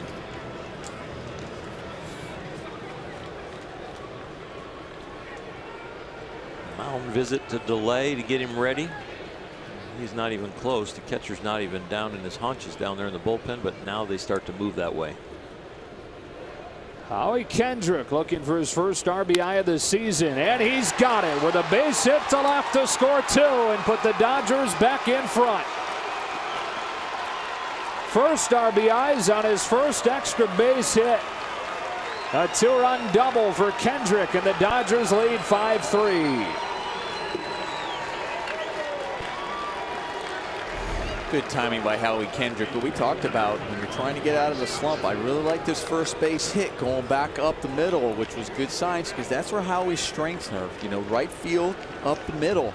Doesn't mean he doesn't ever pull the ball like he says here, but at the same time it allowed him to stay on the ball longer, square that up, where we've seen him struggling, him kind of pulling off that ball and topping it and rolling over to the left side. They leave Moore in to face Trace Thompson with the infield in and playing him to pull. That is an interesting looking infield position right now, with him pulled in and pulled around for Thompson, the right-handed hitter.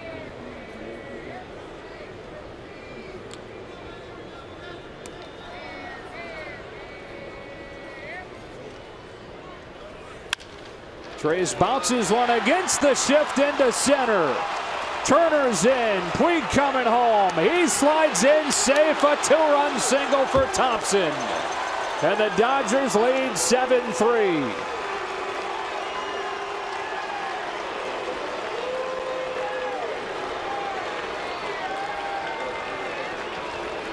Trace beat the shift.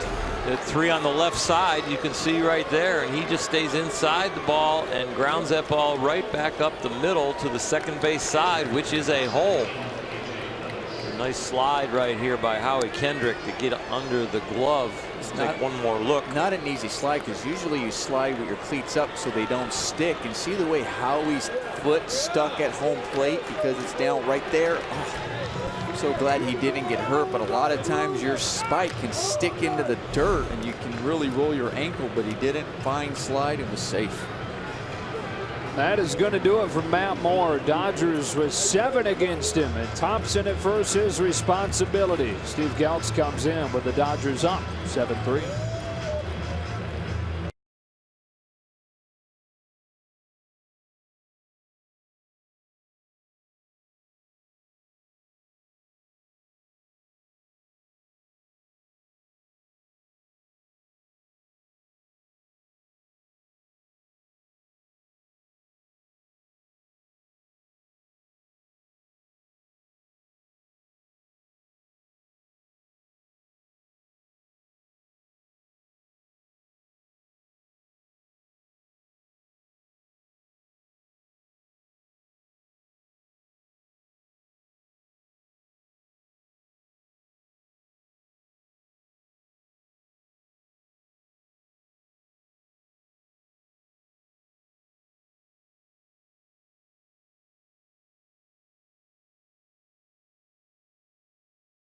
At LA is brought to you by Jack in the Box.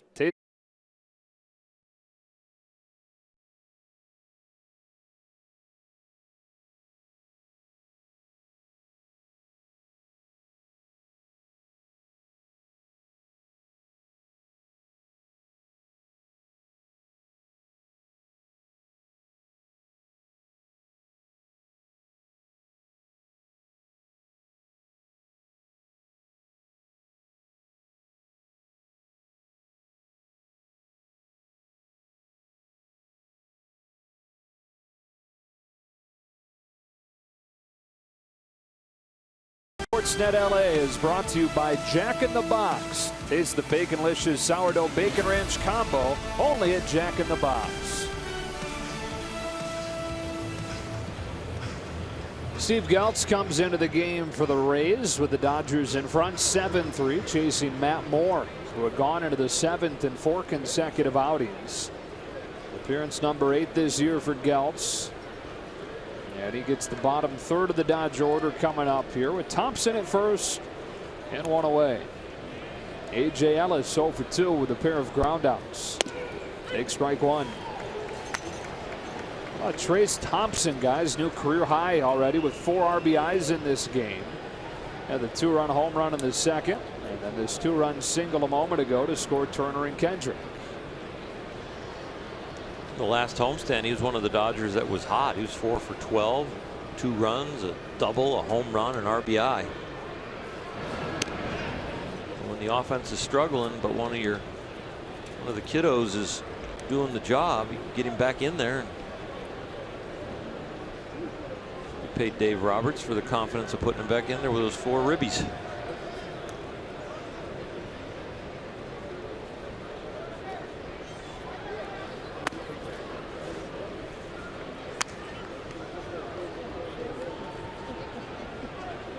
Ellis scored the Dodgers' only run on Sunday in the 1-0 win. He doubled. Came in on Kershaw's base hit. Also walked twice in that game. And earned himself his 2nd consecutive start today. Grandal scheduled to be back in there tomorrow. Thompson takes off and he protects 1-2.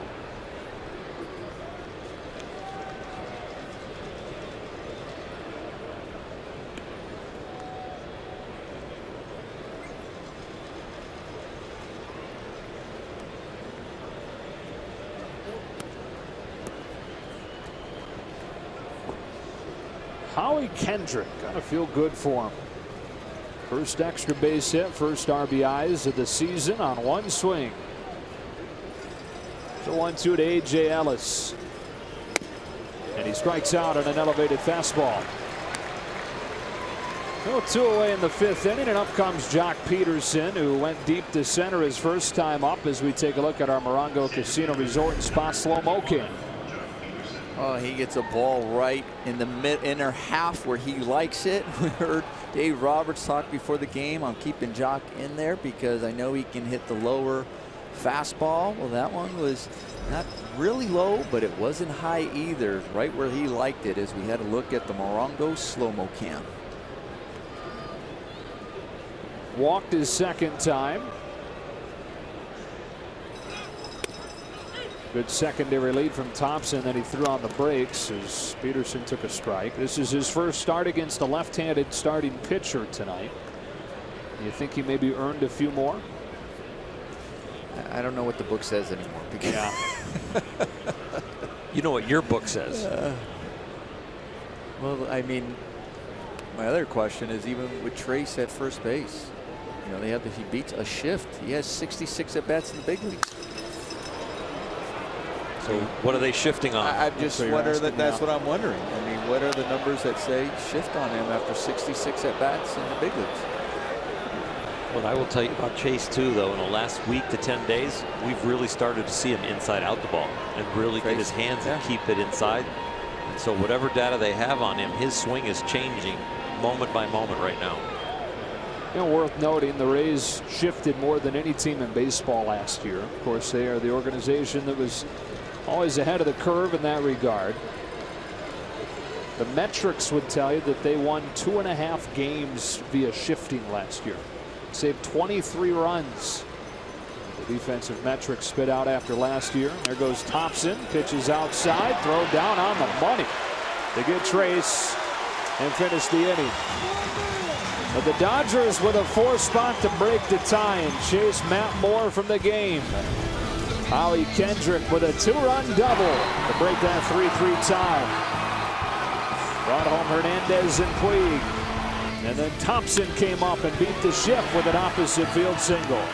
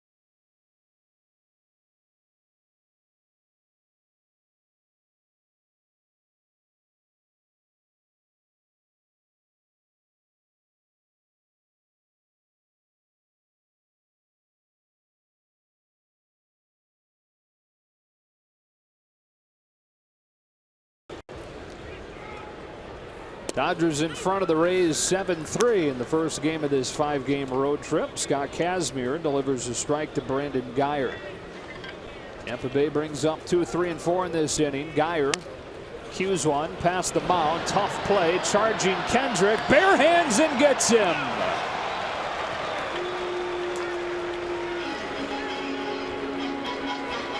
Getting a couple of hits, your first RBIs of the season, your first extra base hit of the season. Get a little extra pep in your step, and what a fine barehanded play, athletic play by Howie Kendrick. I like the way his body, when he threw that, his body was still facing first base, even though his momentum was carrying toward home. He got his shoulder square to make a good throw. Longoria pops the first pitch behind second. Kendrick has it. Now it's time for greater coverage of baseball, brought to you by T-Mobile. We check in with Alana Rizzo. Well, certainly a lot of connections between the Dodgers and the Tampa Bay Rays. You can see all of the folks that are coming home tonight, if you will. Andrew Friedman, the former Rays executive VP of baseball ops, now the president of baseball ops for the Dodgers. I had a conversation with him earlier, and I said, over your 10-year career here, what's the one thing you take away from this place? He said the fact that he was one of the architects of being able to make this team into a playoff contender. Took great pride in the fact that they certainly played in a division with other teams that have a payroll 4 to 5 times what the Tampa Bay Rays had. And you look up and he said, you know, my office was over there in left center field, but when I'm in the dugout looking up and seeing the banners that they were able to create.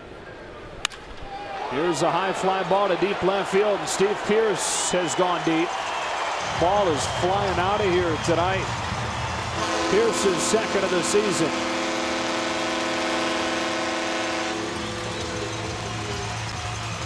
Up towards Andrew Friedman's old office. It seems like any ball in the air does have a chance. I think this is a changeup he's out in front of, but he not only is he out in front of it, it's on the barrel. And it gets some backspin too. It is a changeup, outer half, but up. So when you leave it up on your changeup, you fool him on the speed, but the altitude of the ball gives him a chance to still get it. Steven Souza now offers at the first one, strike one. It's a second home run for both sides tonight. Thompson and Peterson for the Dodgers. Yeah, Casale and Pierce for the Rays.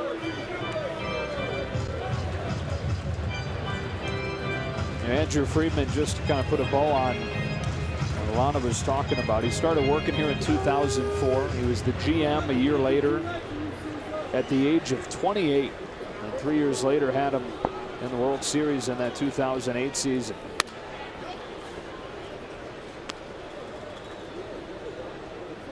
Only one player left on this Rays roster from that 08 team, Evan Longoria. And that was his rookie year. Dodgers have 3 players from that 2008 team. Kazmir pitching. Crawford. And J.P. Howell. Here's the 3-1 to Souza. There was a young voice in the Rays organization, wasn't there? Down there in the minors? Who wasn't on that list? Practicing. Where were you, Joe? Double-A Montgomery. Double-A Montgomery. Yeah, so I guess I was a Rays minor leaguer. Riding the buses.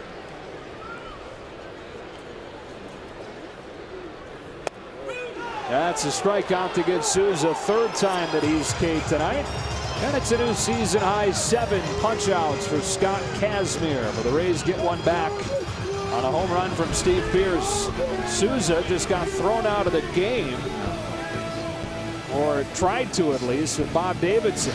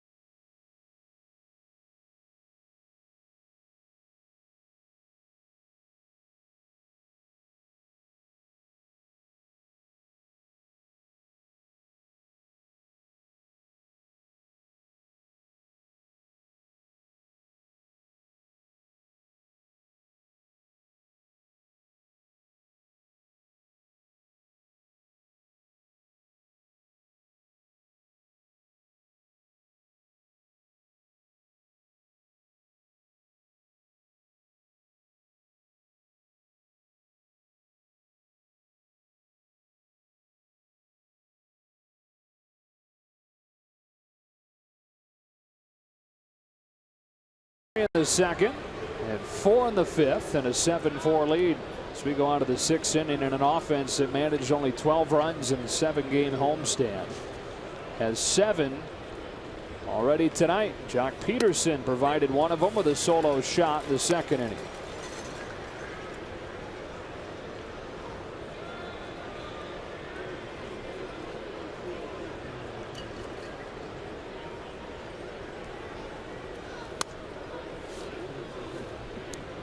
So many guys on our offense are working on changes. You know, Trace Thompson just up here working with the hitting coaches, with Turner Ward. Jock trying to make some changes. Yasiel trying to make some changes. Could bode big time. High fly ball to center field. Kiermaier's back on it at the wall with room. It looked like he was getting ready. I agree. He was getting his feet ready to look like to leap and try to rob him. Preparing for that, but it didn't have enough carry. And with all this work going on with the swings, the Jock makes a good swing right here. I see what you're saying about Kiermaier right here. Like, all right, he was ready. Stutter step. Oh, nope, don't have to jump. Well, he's stutter stepping so he can take 2 large steps into the wall and climb it like Spider-Man. You don't want to go in there stutter stepping. You want to go full bore. Corey Seager grabbing a bat for the Dodgers. Charlie Culberson made the start with the left-handed starting pitcher. But into that Rays bullpen with a right-handed tosser now. Seager comes in and takes the ball.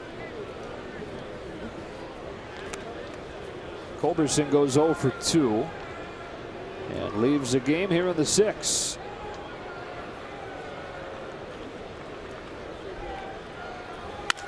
Seager hits a liner to center. Kiermaier makes the play.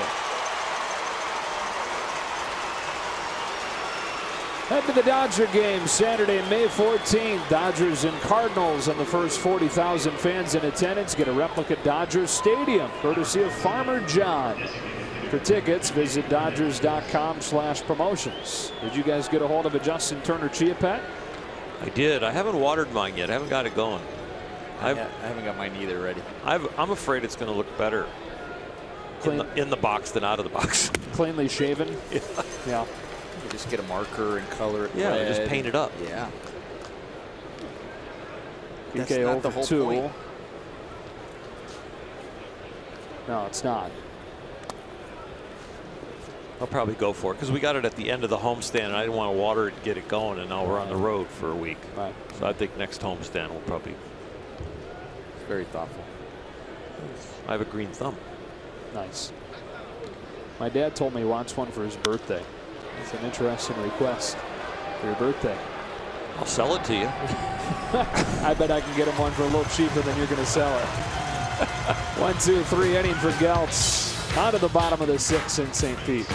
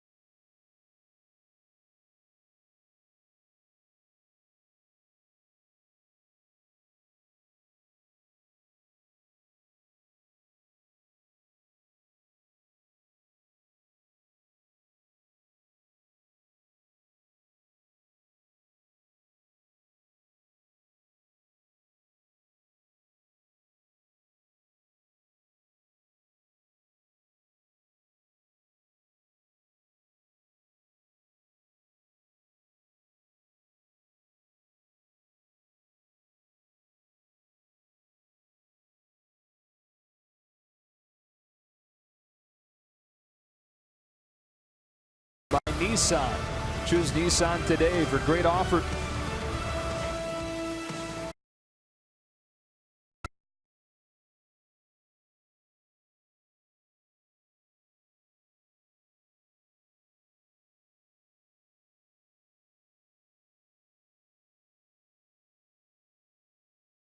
Is brought to you by Nissan. Choose Nissan today for great offers on our most exciting lineup ever.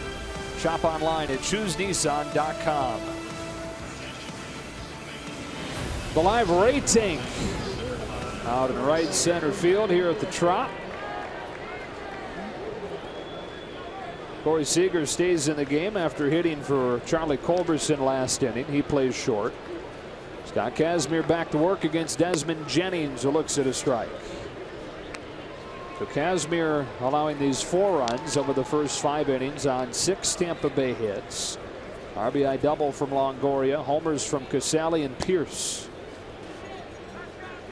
But we saw him really good in his first game in a Dodger uniform. Then 3 games against good lineups where he wasn't as good. Seemed to find something last week. And as he delivers 1-1 to Jennings, a foul ball 1-2. What have you seen tonight, Oral? Well, it seems at times he's had excellent command, especially that fastball in. Where he's gotten hurt is where the ball's gotten up. When the fastball's been up near the heart of the plate, when the changeup has been up. I think it's frustrated Scott a little bit. I think he feels real good tonight. I think he's got pretty good rhythm. He's just made some mistakes that they've capitalized on.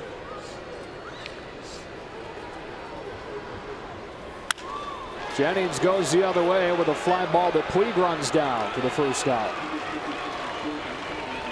I think that was an example of what you're talking about, Oral. That ball was just a little bit up, and it was hit well. It was just hit at Yasiel, but that's the one that has gotten him in trouble. Yasiel saying he had a hard time seeing it. I know that's a complaint that a lot of guys have in here. Dave Roberts even said in his first major league game, which was in this ballpark, that's one of the things that he remembers about it, how hard it was trying to find fly balls. Tim Beckham swings and misses, strike 1. We check in with Alana. 2 common themes when talking to the guys today about playing at Tropicana Field. The infield is quick. They kind of likened it a little bit to Coors Field. And as far as the outfield was concerned, on the fly balls and the pop-ups in the infield, do not take your eye off the ball. If you run to get to where your spot is, to where you think the ball's coming down, and you look back up, you may not be able to find it because of the lights. Every single guy said that. I would think the lights in Nomar too. I mean, the ceiling is the color of a ball. Yeah, it's the color. It's really the ceiling for that really makes it tough. So you are always keeping your eye on it. And then also with the infield. It's like the high sky in the day game at LA, where they'll take that same type of route, keeping their head up the whole time. And then even if you're, if you're an infielder or an outfielder and you assume, oh, he's got it, you don't ever assume the other guy sees it or has it. You always run over there to help and then listen to see if he says, I can't see it.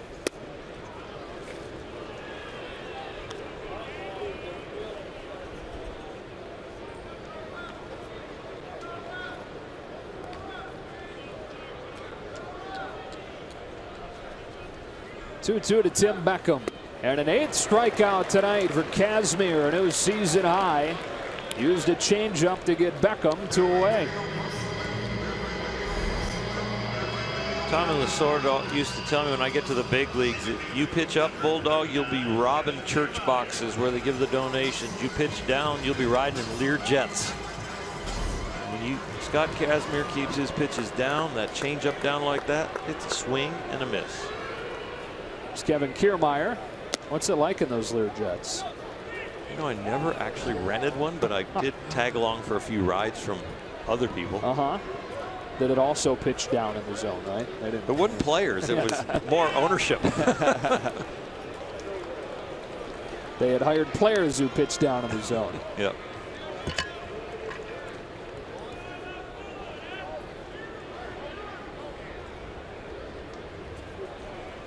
Here's a 2-0. There's strike 1.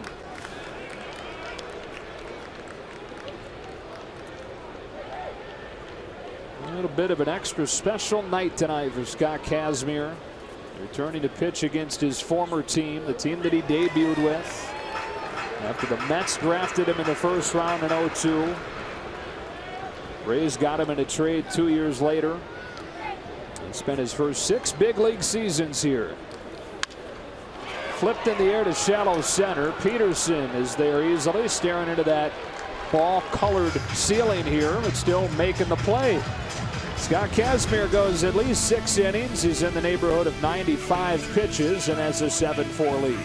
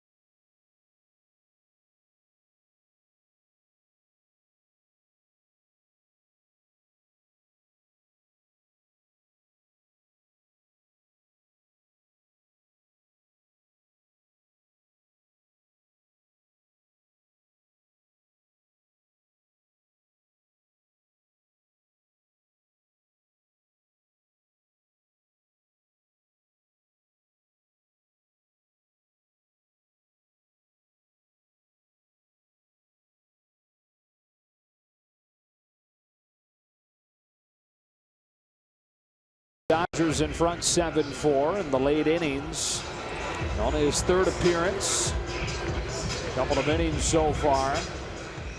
And he's ready to face Puig, Gonzalez, and Turner here in the 7th. And tonight with the Dodgers offense has showed up after that rough homestand. 7 runs on 8 hits, including a pair of home runs tonight for the Dodgers.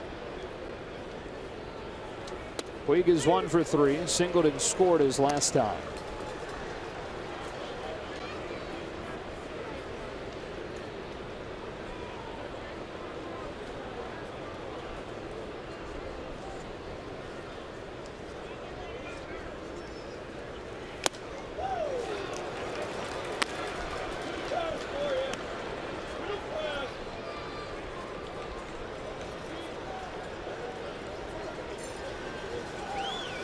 Mourinho started the season in AAA Durham, was called up a couple of weeks ago. And ready for an 0-2 to Puig, starting off this 7th inning. Nearly getting hit, barely out of the way at 95, ball 1. Nomar, what's the realistic effect on the fastball, the 0-2 fastball up and in? Well, the realistic effect is you're thinking as a hitter, okay, they're trying to jam me. They're trying to come in on me. And so I'm going to look there. So you're thinking I'll look in the middle half and opens up the outer half. Baltimore chop back to the mound. Tough play, having to back his way down that mound, and Pierce dug it out of there. So you don't just check it off as a purpose pitch and now they're going to go away for sure. A smart hitter would think about that, or especially one that almost hits you. It's like I wanted to crowd the plate a little bit more, but you also are thinking, well, they're trying to really get in on me. It's that they know that that's my hole. So oftentimes that's what you think more.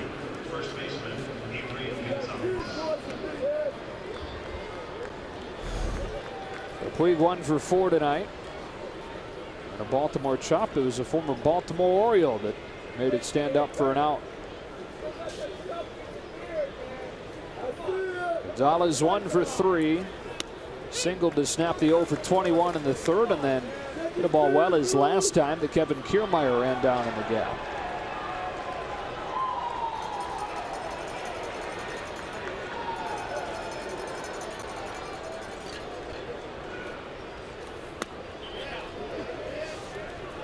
No swing, 1-1. First of 5 on this road trip, 2 with the Rays, 3 with the Blue Jays. Dave Roberts saying Adrian Gonzalez likely will DH the final game of the trip in Toronto on Sunday. Waits on a 1-1, takes it outside, 2 balls and a strike.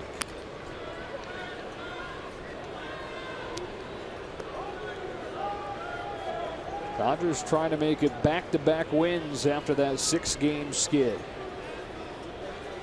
Trying to hand the Rays their 4th loss out of their last 5. 2-2. A 6-game losing streak the Dodgers went through is their longest since May of 2013. And they had an 8-game skid and sat at 10-17. But remember what happened after that? After that month of May, the Dodgers went 42-8 in a 50-game stretch. They wound up winning the division by a wide margin. One kicks away. Gonzalez runs it out to first, but Casale throws him out, 2 away. Baseball's a funny game. It's a streaky game by nature.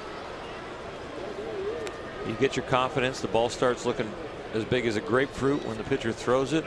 The pitchers start feeling like they can throw a strike with any pitch. They come in and the opposing team's balls that they hit hard go right at somebody, and the odds of the game fall in your favor, and your talent is locked in, and you can get really hot. Trace Thompson started the scoring tonight with a 2-run homer. Justin Turner has contributed, walked and scored in the 5th. Hits it hard at 3rd. Longoria. And a 1-2-3 inning. Second one executed by the Rays bullpen, trying to keep the team in the game and give the offense a chance. Looks like Scott Kazmir will come back out for the 7th with a 7-4 lead.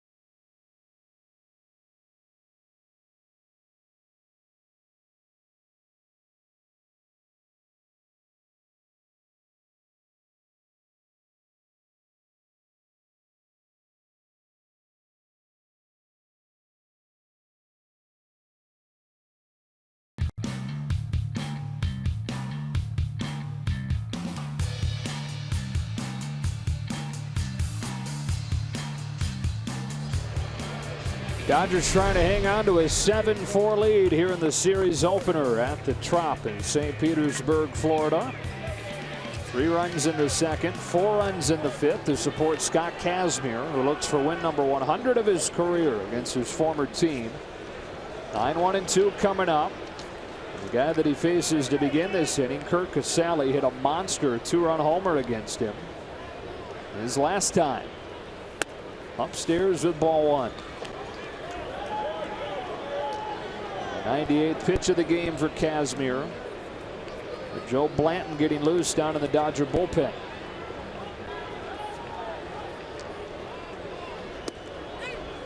That's a little bit of a story, having Joe Blanton up for the 7th inning with a lead. I really considered coming into this year going to be the long man. But he's thrown the ball as good as anybody down there in that pen, and is probably more consistent than everybody other than.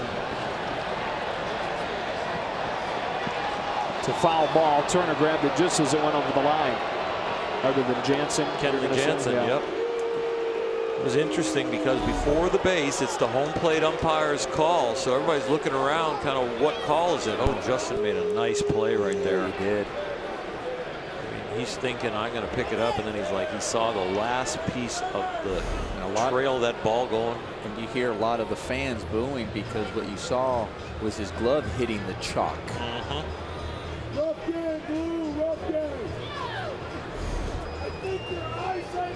That's what you're going.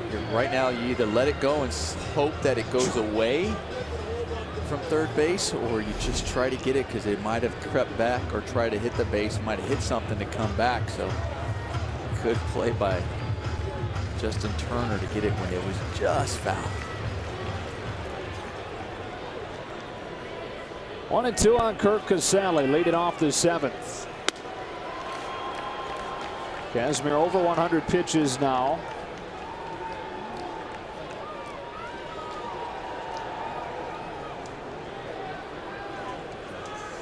Pitching into the 7th for the first time this season. A full count on Casale with the top of the order due up next. And that is 7 consecutive right-handed hitters. And Kevin Cash's lineup at the top of the order tonight. Here's a 3-2. We'll do it again.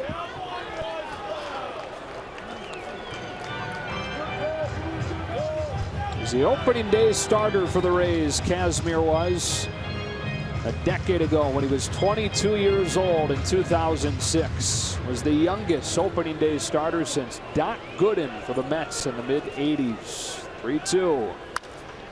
And a pop-up on the infield. Who wants it? Kendrick. Got it. Corey Seager smiling right there. I'm not sure he wanted any part of that.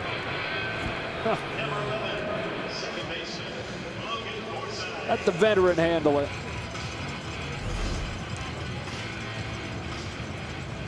That's one shortstop is the one who has priority, but sometimes you see them go up there and you're like, I'm not going to say a word because that's a tough one. Hopefully somebody else calls it, and Howie Kendrick got it. I'll take it if nobody else calls it. Yeah, it's one of those like, well. Howie got aggressive and took over. Sometimes when you're short, you have the authority to say who's got it. Like if you're third base, like you got it, or Turner, Howie. It's like a call for help. That's what I did that quite a bit. Here in particular. In other places as well. Yeah. Logan Forsythe is 0 for 3 today. Kazmir's ahead of him 1-2.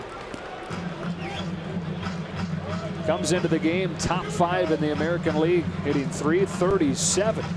And he lead off for the first time as a Ray here in his 3rd season with the club. Waiting on a 1-2.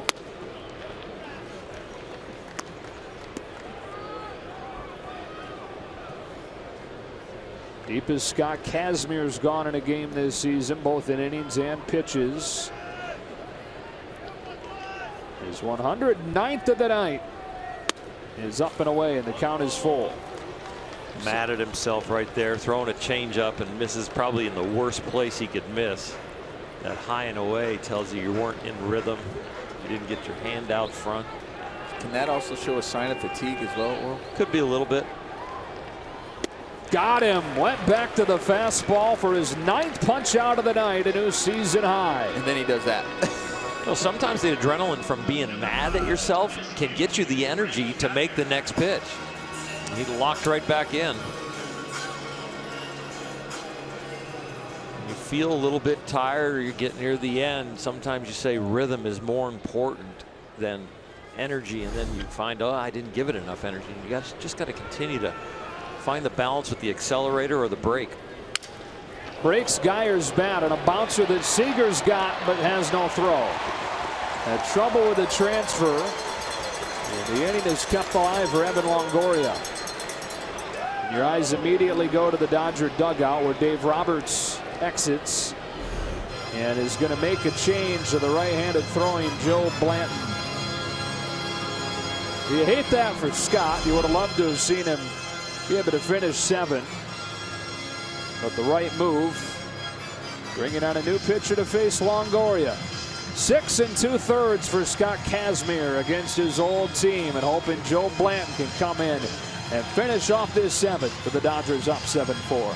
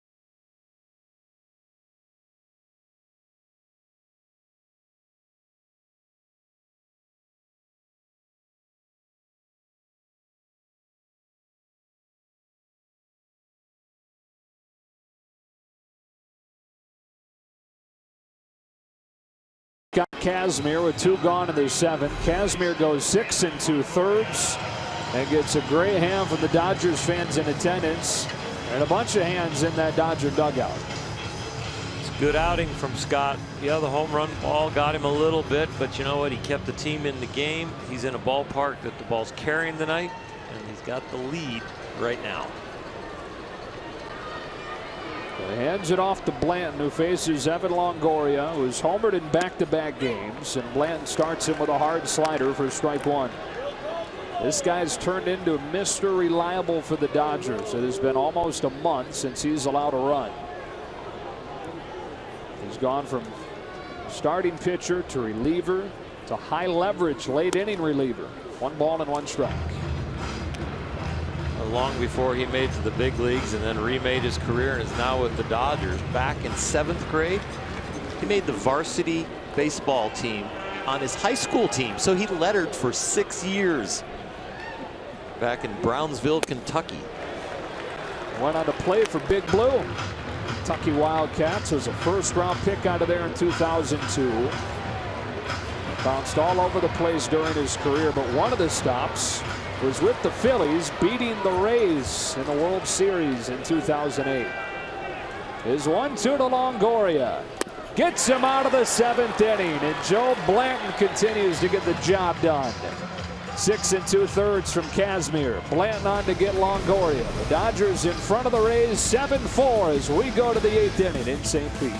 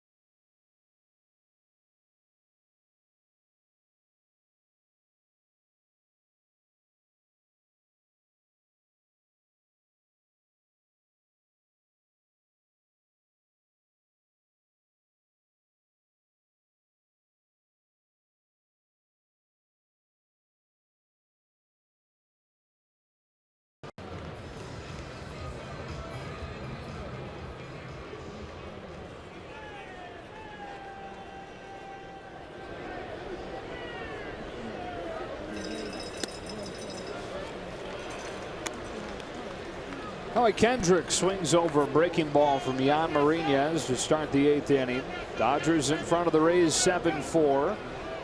Thanks in no small part to Howie Kendrick, who's come alive tonight with a single and a double and his first 2 RBIs of the year.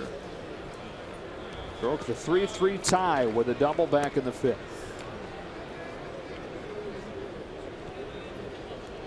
Dodgers got 2 more in that inning and a Trace Thompson single. Rays getting 1 back and a solo homer in the 5th.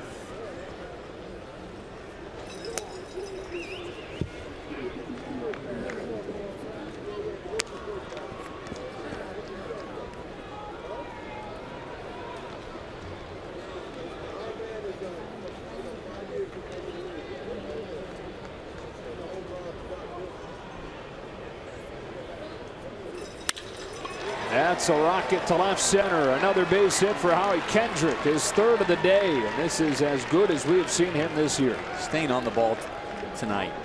As compared to, we talked about him rolling over, pulling off of the ball, topping the ball. You're out in front, rolling over the balls to say 3rd and short. This one, he stayed on it. Ball was on the outer half. Good signs that it's coming for him. I think it's here. Still think he's out in front just a little bit compared to what we see Howie. Well, you know, with that ball, we might see him maybe go to right field just a little bit more. But I've always said it's actually easier when you feel like when you're late, you hit that ball late to actually speed up or get started earlier as compared to when you're actually out in front and slow yourself down and allow the ball to travel to you. You don't want to, and you always have that fear that you're going to be beat. Trace Thompson has had a big night. Home run and a 2-run single. It's career high 4 runs knocked in for him. And so it's been a couple of unlikely sources to recharge his offense. Kendrick, who came into the game with 8 hits total this year without an RBI, has 3 hits. Has knocked into Trace Thompson, who entered the game with 5 RBIs total on the year, has 4 tonight. Waits on a 1-0 and swings through it. Sinking fastball, 1-1.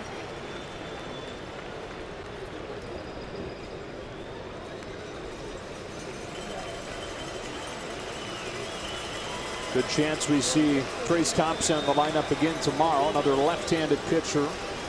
Drew Smiley goes for Tampa Bay. Alex Wood counters for the Dodgers. Thompson shoots one down the right field line, but it will spin foul.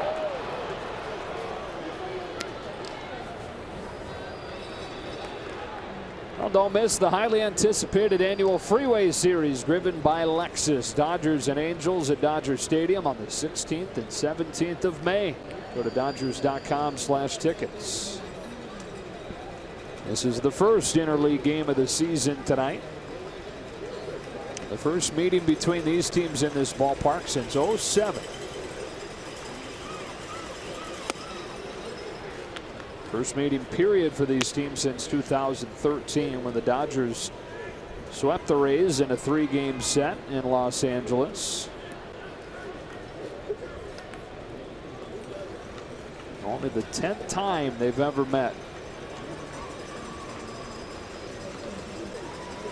Kendrick at first with a leadoff single, and Thompson waiting on this 2-2 for Marinez. Got it. That was a good pitch by Marinez there. The ball started, at the low part of the strike zone, and at the very end, it had some tilt to it. That's why Trace Thompson swung over it. It was just an excellent pitch because you're behind with 2 strikes, so you're protecting. So it's just kind of kept going down. 95 miles an hour. Wow. Has the kind of action to it that you'd expect a changeup to have. It's kind of action where you go, can you check that ball? Yeah, that's exactly what I was going to say. Here's Ellis. My recall's not tight enough, but if the base hit that Howie hit so hard off of the turf in left center, there could have been a little scuff mark from the little rubber BBs.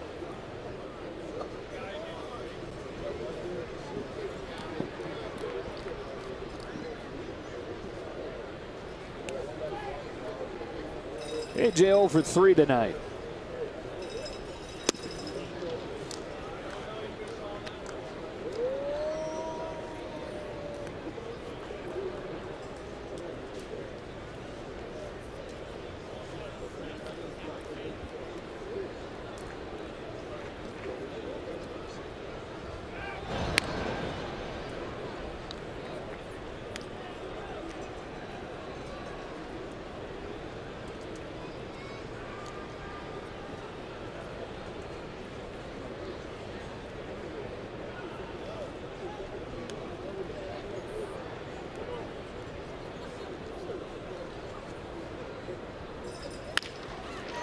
Off of the hands behind second. Forsythe circles around it from the third base side of the bag, throws Ellis out. Kendrick up to second, 2 gone.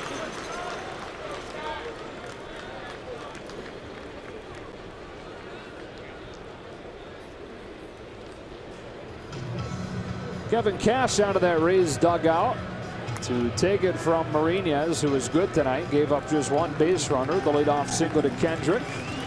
Back into the bullpen they go. 7-4. Dodgers in front.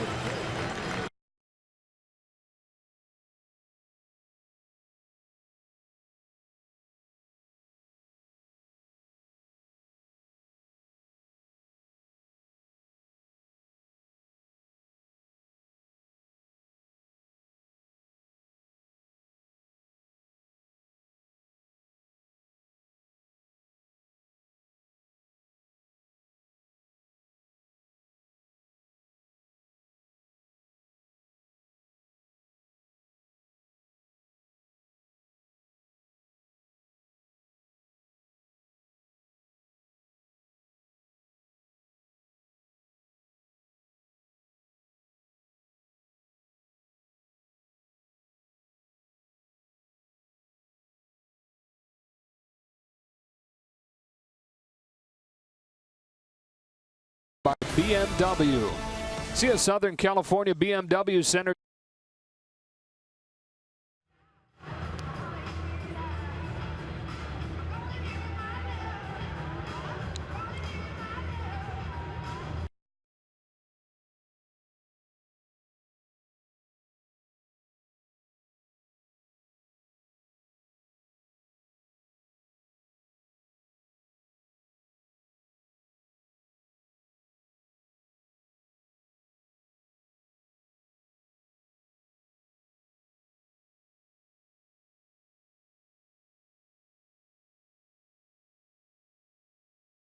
Brought to you by BMW.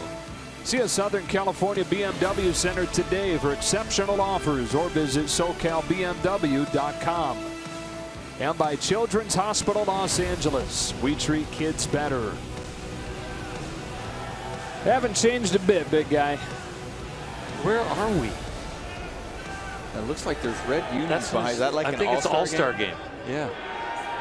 Dana Eveland in the game facing Jock Peterson. Strike 1. In Cincinnati, All-Star game. Okay. 89. Eveland was with the Dodgers for a short period of time.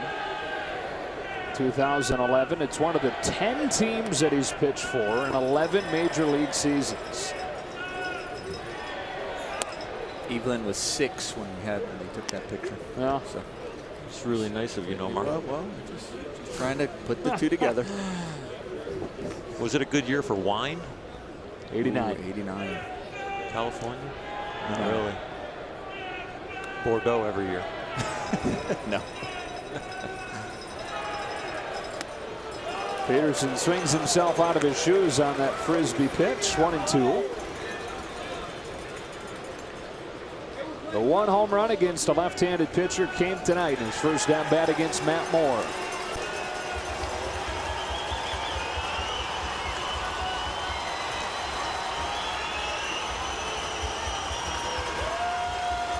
So Eveland, who's allowed 5 runs in 6 1/3 this season, trying to sit Peterson down and scram Kendrick at second. The 1-2. Lays off that same pitch. The count evens up. See the difference between Eveland's breaking ball and Matt Moore's breaking ball, and you understand a little bit of the matchup when Dave Roberts puts Jock in there against Matt Moore. But here's a little bigger test with this sweeping breaking ball.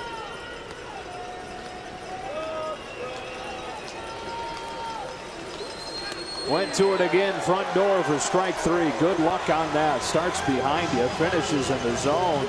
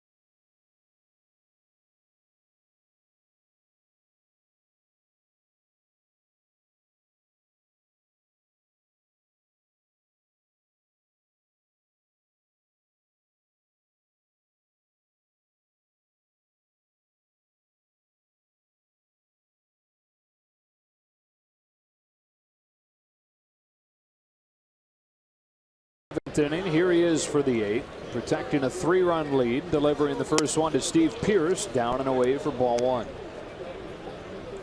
Pearce 2 for 3 tonight. A solo home run against Kazmir in the 5th. That brought the score to its current mark. There's a strike, 1-1. We saw Eveland on the mound for the Rays last inning. He's a journeyman. 10 teams in 11 seasons. Same thing for Pearce. 5 teams in 10 seasons. His first season in a Tampa Bay uniform. Started with the Pirates, then with Baltimore, then to Houston, then to the Yankees, back to the Orioles, and signed that 1-year deal this offseason. Back up the middle. At second, it's Kendrick. 1 out. And as a pitcher, or one right back at you, it misses you, and you're like, oh, that's a single. You're happy it did, it missed you. And then you have your middle infielder playing right there. This is the ball against the shift that the pitchers don't remember. Right. They remember the one that finds the hole when everybody supposedly in their mind is out of whack and the routine grounder finds it. That one's a lot easier for Howie to catch when he's hitting the way he is tonight. Those are fun. Both sides of the ball. Blant now to Steven Souza, who lifts the fly ball to left center field. Peterson back on it, making the play. And a bit of an awkward converging of him and Thompson, but Peterson with the call and the catch, and 2 quick outs in this 8th. Did you play any innings in the outfield, Nomar? No, not one. I did not. So you wouldn't know what it's like to have a different guy out there a lot of different times. Sometimes Kike, sometimes a Jock, sometimes you just don't know. It's like going out there with a different middle infielder. You know, their range, what they cover, the communication, it's all different. Desmond Jennings goes after the first pitch. And a lightning quick 8th inning for Joe Blanton. He gets Pearce to ground out. Souza flies to center on the first pitch, and then Jennings pops to third, and we go to the 9th with the Dodgers in front 7-4.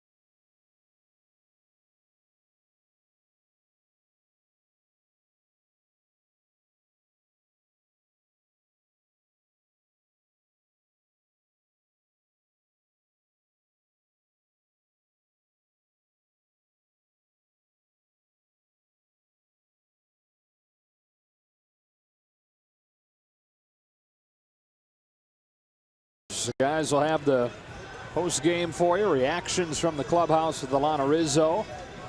They hope they're talking about a Dodger win. If they can hold on to this 7-4 advantage. With Corey Seager ready to lead off this inning against Dana Eveland. 9-1-2 for the Dodgers, and in a game where they got 3 in the second and 4 in the 5th. Seager on for his second AB, replaced Charlie Culberson, and shoots a single to the opposite field. How many balls have you hit, Nomar, where you've looked somewhere else and the ball went the opposite way? You got to hit. That happens a couple of times. It definitely does. Look at him. He knows where'd it go. It's like, was that off the end of the bat? Because that didn't look like it was off the end of the bat. That was a nice rocket over the hole. He definitely thought he was pulling this ball. I think it was off the end of the bat. It chases Evelyn from the game. Back into the Rays bullpen.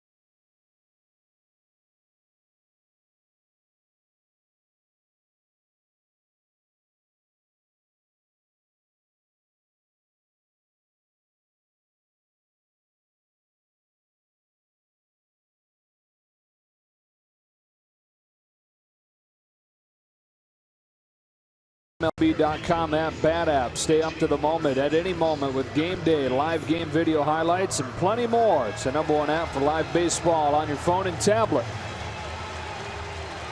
Back in the Trop, 9th inning. Dodgers in front 7-4, and Ryan Webb into the game after Corey Seager singled against Evelyn. Webb on to face Carl Crawford, making his return to the ballpark where he started his career. They got a good hand from this crowd of a little more than 14,000. He takes ball one. There was an article in the local paper this morning that ranked the all-time best Rays, and #1 was Evan Longoria, who soon will be the longest tenured Ray ever, passing this guy. #2 on that list was Carl Crawford. Carl in his days here was absolutely electric.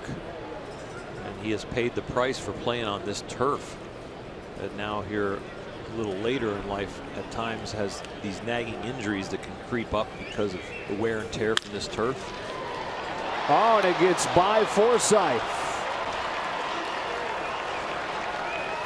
Nice break for the Dodgers, because that's a routine double play ball. If he picks it at all, Carl's speed even, you're not going to stay out of that double play. And this ball was hit really well. That's a plus for Carl. Yeah, but Forsythe would tell you he should have had that ball.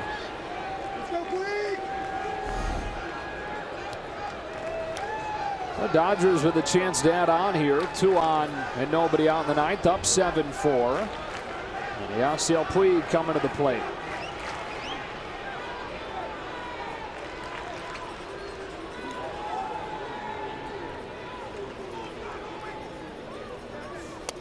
For 4 tonight, down to the count 0-1. Now Crawford started his career here in Tampa Bay way back in 2002 and was here through 2010. When he was dealt to Boston. One among the all-time leaders in just about every category here in Tampa Bay. They picked him in the 2nd round back in 1999. And he decided to sign with the Devil Rays at that point instead of playing either college football or college basketball. He had an offer to be a point guard at UCLA. Could have been an option quarterback at Nebraska. Instead, he became, like you guys said, one of the most exciting, athletic, and in the words of Dave Roberts today, dominating players of those few years. Well, he was such a factor in that lineup, especially when he was batting leadoff. I mean, obviously your scouting report, don't let the leadoff runner on base, but you didn't want Carl Crawford on base. It didn't matter where he was, because he was going to change the defense. Puig hits a high drive down the left field line. If it stays fair, it's gone, and it is a fair ball and a long home run for Puig.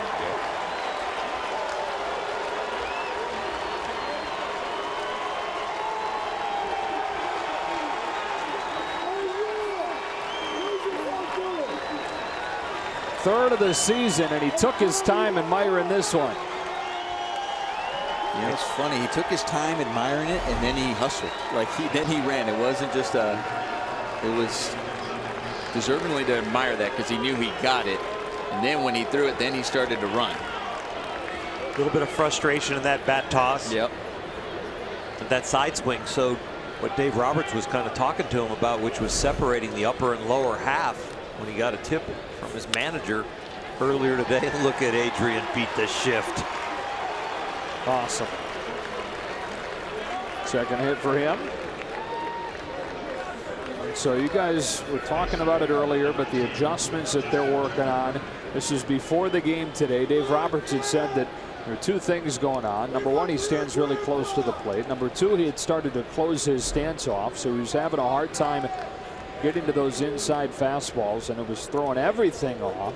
Can't be easy to come into a game trying to make adjustments and then see results like this. Separation there. What he wants to create is that inside pitch.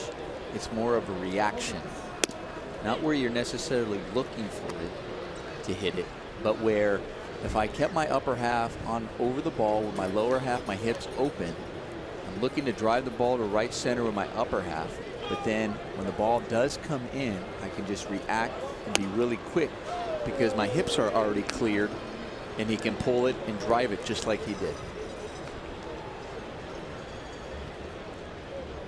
So after a 2 for 24 homestand for Puig, 2 for 5 tonight.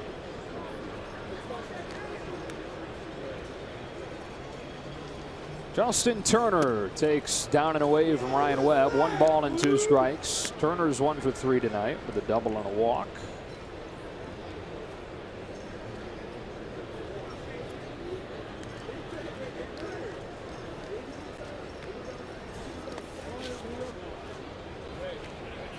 When things are going pretty average, you don't hang with the coaches, but when you're going bad, you hang with the coaches, and when you're going good, you hang with the coaches. Even with the struggles during the homestand, and there were questions about it to Puig, but he stayed steadfast to the fact that this is a new approach from him this season, that he's committed to never being late, to working hard on a daily basis. The time that he arrives at the ballpark right through the game, you see the hustle more consistently this year on the field, but it's the stuff behind the scenes that's been most impactful for him. Turner down on strikes, 1 away in this 9th inning. You really see the character of Yasiel Puig growing, and especially when there's a hot streak and he keeps that discipline up, or if there's a long cold streak like he's kind of been in the last homestand and he keeps that discipline up. It's real easy when you're getting paid off for it, and then you can get a little complacent, and real easy as he shows his hitting coach. Turner Ward, a little bit of the separation and the swing move that he was thinking about.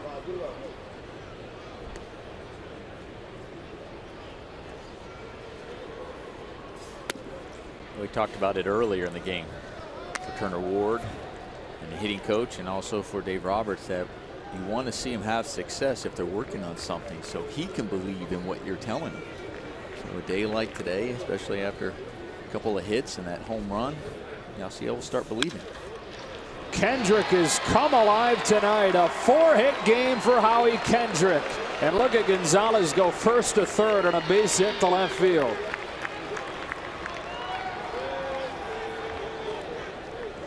He had 8 hits all year entering the night. He's got 4 tonight. All on the inner half. What I like about his hits is that they've been squared up. He's been able to square them up with the barrel. It's not like you're going, okay, a couple of barreled hits and then one off the end or one finds a hole. He's able to barrel them up, and you saw the wheels on Adrian right there getting first to third. Did we? Omar, you're stretching it right there. All right. Trace Thompson. I saw the smoke coming out of his feet. Okay. Hopefully that's the last thing that you see tonight, because typically when you're seeing things at the team hotel here in St. Pete, it's ghosts, right? This place legendary. It is. Being haunted. You really believe that stuff? No, I'm just telling you what the reputation is.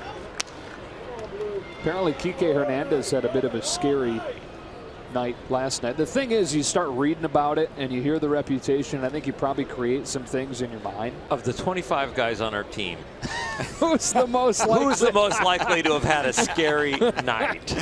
Just don't tell me it was a banana that was in his room. The banana peeled itself. That's what got him. Just of all the guys. So he said he was laying in bed and heard what he thought was like a phone vibrating, and kept hearing it. It was freaking him out, so he got up and decided to watch a movie. Put a movie on, finished the movie. Poltergeist. Yeah, right. Calm himself down. And then he heard it again after he shut the movie off. It's not just him, though. I mean, this is years and years and years. And then he realized, oh, my phone was on vibrate. That's what it was. I did not know that. And it was under my pillow. All right. The 3-hour difference. Somebody was calling me from the West Coast. Oh. Tell us tomorrow, Joe, who gives you the next story. He checked his phone, guys. Okay. There was no call. Somebody planted a phone in his room. That would be pretty good. Oh, Kike. Nomar, you said you had guys when you're here with Boston that had legitimate like freakouts. Really? Yep. Yeah, this is a little bit bigger deal than I think you realize. You can look up the stories of Vinoy. Like I'm going to challenge the ghost tonight. Come to my room. Come haunt me. Taunting the ghost. Yep. Good. Please come. Let's check in with Alana. This hotel, like the one in Milwaukee at the Pfister, supposedly haunted as well. Yasmani Grandal telling us a couple of days ago when we were back in Atlanta, actually, that he and a couple of teammates back when he was with the Padres stole a room key out of one of their teammates' lockers and hid in his room prior until he went into his room. One hid in the bathroom and one hid in the closet. And he would start banging on the wall. And Yasmani was texting him at the time saying, do it again, do it again. And he came out of the bathroom and they just scared the absolute daylights out of the poor guy. That's awesome. Checking my pockets for my room key right now. Yeah. I'm not challenging you guys to scare me. I'm challenging the ghosts. Oh. The other things guys would do is, you know how they have all those timers for, you know, the trainers have timers usually when guys ice, they put a timer on the timer. Yep. So you get all of those and you go in before, get a guy's room key, and you set them at different times. Yeah. And put them on at different places in the room so they would go off and they'd have to find them because the beep would be so annoying. There's another. Man. Kids are writing this down right now at home. The hotels aren't haunted. You guys are just mean. Ellis smacks it on the ground to Forsythe, playing him up the middle, and that's the inning. A 3-run homer from Yasiel Puig, and one game after the Dodgers scored just 12 runs in a 7-game homestand, they've got 10 tonight.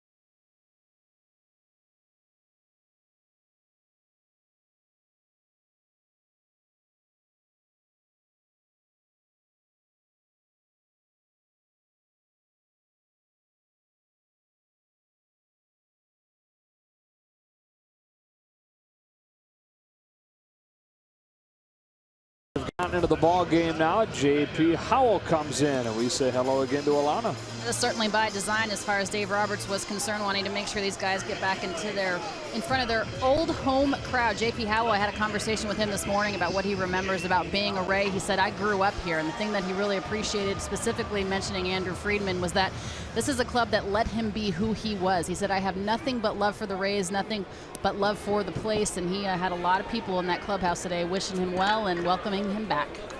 Came here in 06, Alana, and it was Andrew Friedman that traded for him from Kansas City, where he started his career the year before. Tim Beckham swings at his first offering and misses, strike one. He was here through 2012.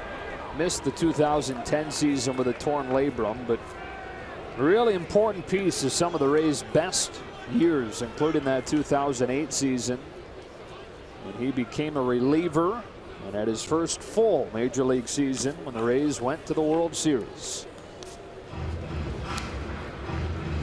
First time he's been here since he last played for Tampa Bay in 2012.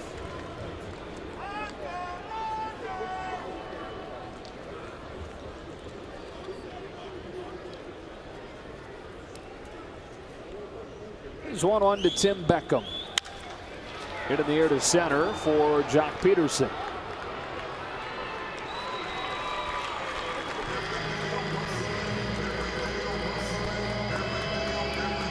So this has been a pretty satisfying start to this road trip for the Dodgers. If you had to have a priority list of what you wanted to see, number one would be the offense coming alive. They have in a big way. 10 runs on 13 hits, including 3 home runs. And you'd like to see a solid performance from Scott Kazmir. While he wasn't dominating, he made his deepest outing, going 6 2/3. And in position to get win number 100 of his career. Scott gave up the scratch run, but then settled in. Dodgers then came back with a couple home runs, allowed him to settle in. They caught back up, but he didn't melt down, and it gave him a nice outing where he ate some innings and is going to probably get this W. The other thing too, we're also playing in an American League ballpark, American League rules with the DH. You often see pitchers' ERAs elevated a little bit in the American League, so he did what he was supposed to do today, and so did the offense. The Dodgers had lost his last 4 starts, and he individually was 0-2 with an ERA near 7.5. So it was a nice turnaround when Clayton Kershaw, the ace lefty, scored, drove in the run and threw the shutout, and now Scott Kazmir got a chance to get number 100. Kiermaier lifts one off the end of the bat down the right field line. Puig has forever to run under it and gets there. Yasiel had a long way to go because he was playing almost in that right center gap against Kiermaier, and that ball stayed up for him, but look how far he has to go. I almost thought that it was going to be Howie's ball because Yasiel was so far away. Yasiel getting to it. It's just an example where we've been talking about playing on turf. We're talking about you see Yasiel running for that ball. You may not feel it, but usually when you leave the turf, like especially here at Tampa, you start feeling it in your lower back later on. You feel it, your hamstrings and your lower back. It's not necessarily right now. Then they're going to go to Toronto, but it's like a few days after that, a couple of days after you leave those places is when you start feeling it. And it goes away, but it's there. Unless you play on it for 8 years, like Carl Crawford had to.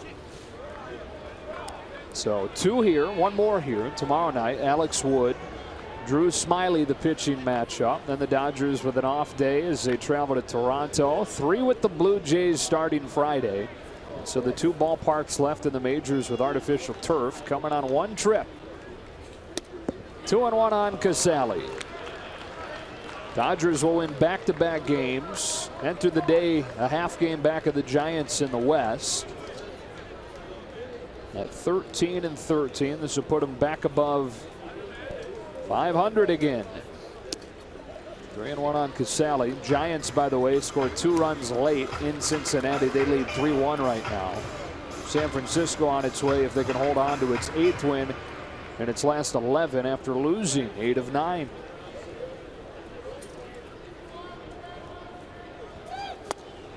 Dodgers a strike away from taking the opener of this road trip. The Giant track record sounds like something the Dodgers want to do now. Yeah. We had our losing streak. Let's get on a streak like the Giants are. J.P. Howell against his former team, like Scott Kazmir before him tonight. And Casale lays off for ball 4.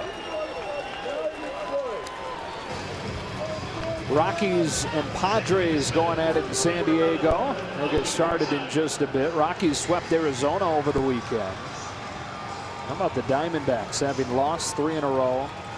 An offseason devoted to improving that starting pitching. Greinke and Miller have both been not very good. Greinke's been better lately, but second worst in the majors in starting pitching ERA. Logan Forsythe takes ball 1. JP wanting to get it over in a hurry right here, starting to rush a little bit through the 3-2 breaking ball, which doesn't bother me. But right here, get right back in the strike zone now.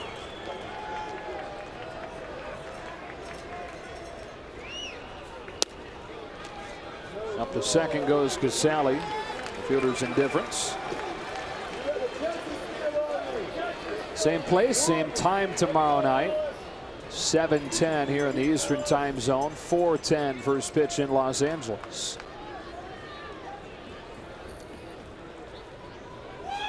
Alex Wood, who made his best start his last time out, said that he made some mechanical changes that finally clicked, lowering that stride foot.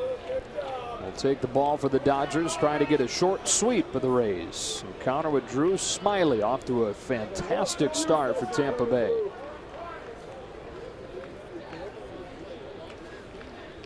Howell home with a 2-1. And it's 2-2. It's a nice play. 3 lefties in the rotation for the Dodgers. Go lefty, lefty, lefty. Now that they move Kenta to get him a couple extra days rest, which I think was a fabulous idea. And to have him face the right-handed heavy Jays lineup in Toronto. And transitioning from the once-a-week pitching in Japan to here at the U.S. with MLB. You think it also factors in, too, that they're going to have a stretch here of 20 days without a day off. So if you can give them a day at some point, this would be the time to get it. Yep. It was a perfect decision for multiple reasons.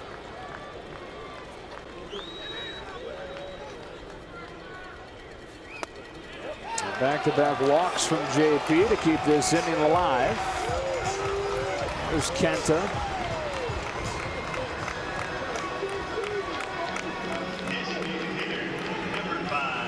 Two on and 2 out. A.J. Ellis out for a quick word with J.P. Hall as Brandon Guyer comes up.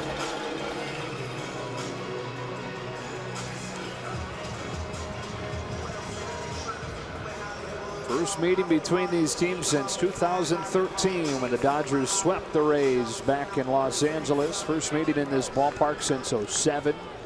That 2007 season, the last time the Rays beat the Dodgers. They'll meet again in July. A couple of games at Dodger Stadium, 26th and 27th. Guyer takes strike 1.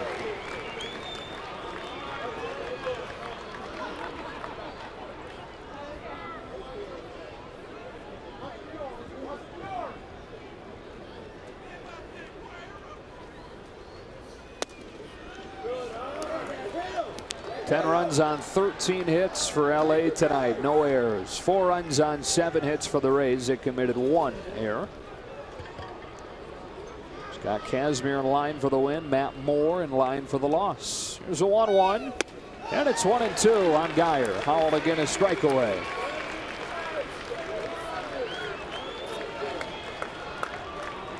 Trying to respond to this winning streak or to this losing streak by stringing together a couple of wins. 1-0 on Sunday behind Kershaw's complete game performance. Much different fashion today.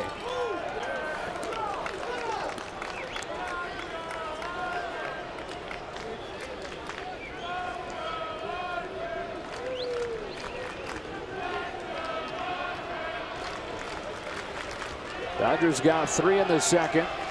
They got 4 in the 5th. They added 3 runs of insurance here in the 9th that right now look important. Had Puig not hit that home run, Geyer would represent the tying run here, although that would have been against Kenley Jansen, who is now warming just in case down in the Dodger pen.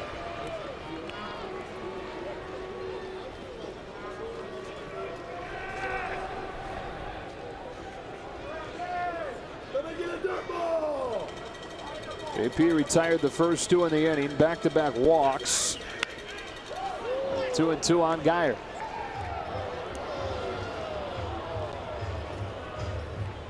Two quick outs from JP. Kind of like Joe Blanton's inning the inning before, and then the 2 walks, and now the pitch count at 25, so he might be shut down for tomorrow. And that's as much why Kenley's up, is protect JP's pitch count as it is to protect the lead. Geyer singles into center. Station to station they go. No reason trying to test Peterson's arm. Still with a long ways to go for Tampa Bay. And here's Longoria.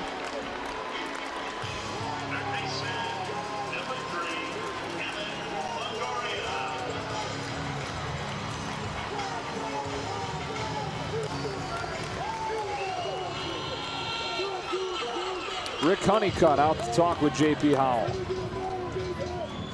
They're going to give him a blow and kind of get him focused in. Not really stalling for Kenley, because Kenley was up before the Osceola home run to get up, come in for a save. Kenley is definitely ready. They're going to give JP one more hitter.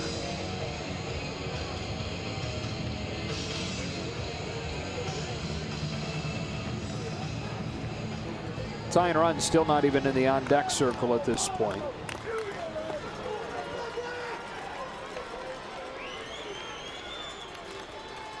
Longoria tonight 1 for 3 with an RBI double back in the first and started the scoring. That was the Rays' only lead of the night. Dodgers took the lead in the second on a 2-run homer from Trace Thompson. Got a home run from Peterson later in that inning. 4th spot in the 5th on a 2-run double from Kendrick. 2-run single from Thompson. And then Puig's 3-run homer here in the 9th. There's a strike.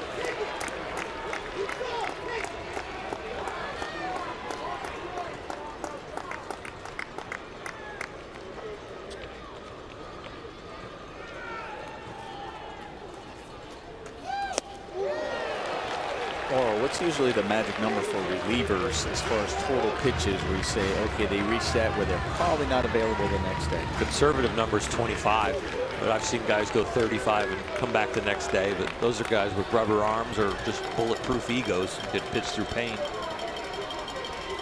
His 30th of this 9th inning comes to Longoria and hits him. We're going to see Kenley in this game, which is a shame. So Casale's in, and now the tying run comes to the on-deck circle. Breaking ball has been really sharp. He's been mostly inside with it to righties. That one just gets way too far inside. You got him to swing at it on the pitch before, but it started more over the plate. Call it a back. That was literally your back foot breaking ball. Yeah. Supposed to be figurative. Problem comes when it is literal. JP Howell leaves the game here in the 9th inning. Dodgers still in front 10-5. Kenley Jansen on to try and put the fire out and lock up a win in the opener of this set.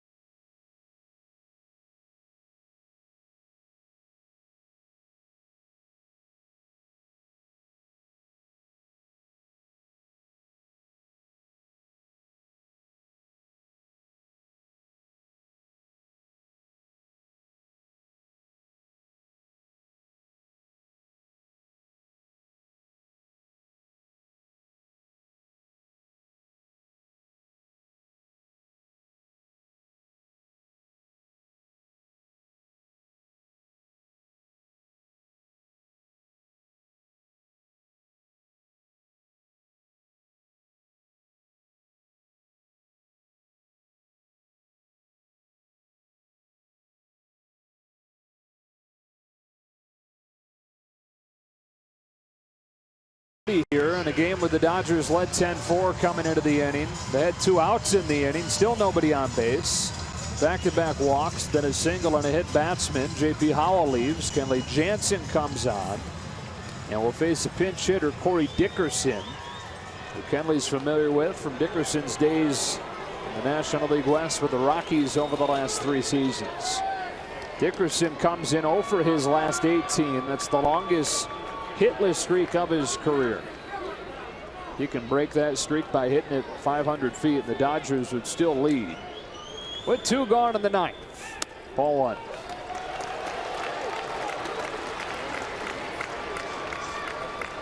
It's an interesting batter for Kenley Jansen because as soon as the home run leaves the ballpark, he sits down and thinks his night's over.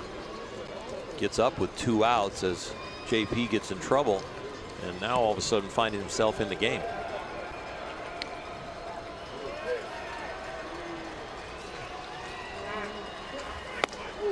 You hate that it takes a little bit of the shine off of what was a really nice night, really good start to this road trip. And a win would be a win. There's still a lot of positives to go off of. I mean, definitely the offense coming out, scoring those 10 runs with 13 hits. Casimir, Blanton, it's just right now, just JP just, got the first 2 guys out really early. Just couldn't get the last one. That's all. Kenley blows it by him. 1-2. He's going to swing at that pitch. He offers it that's one you just repeat, go right back to the same spot.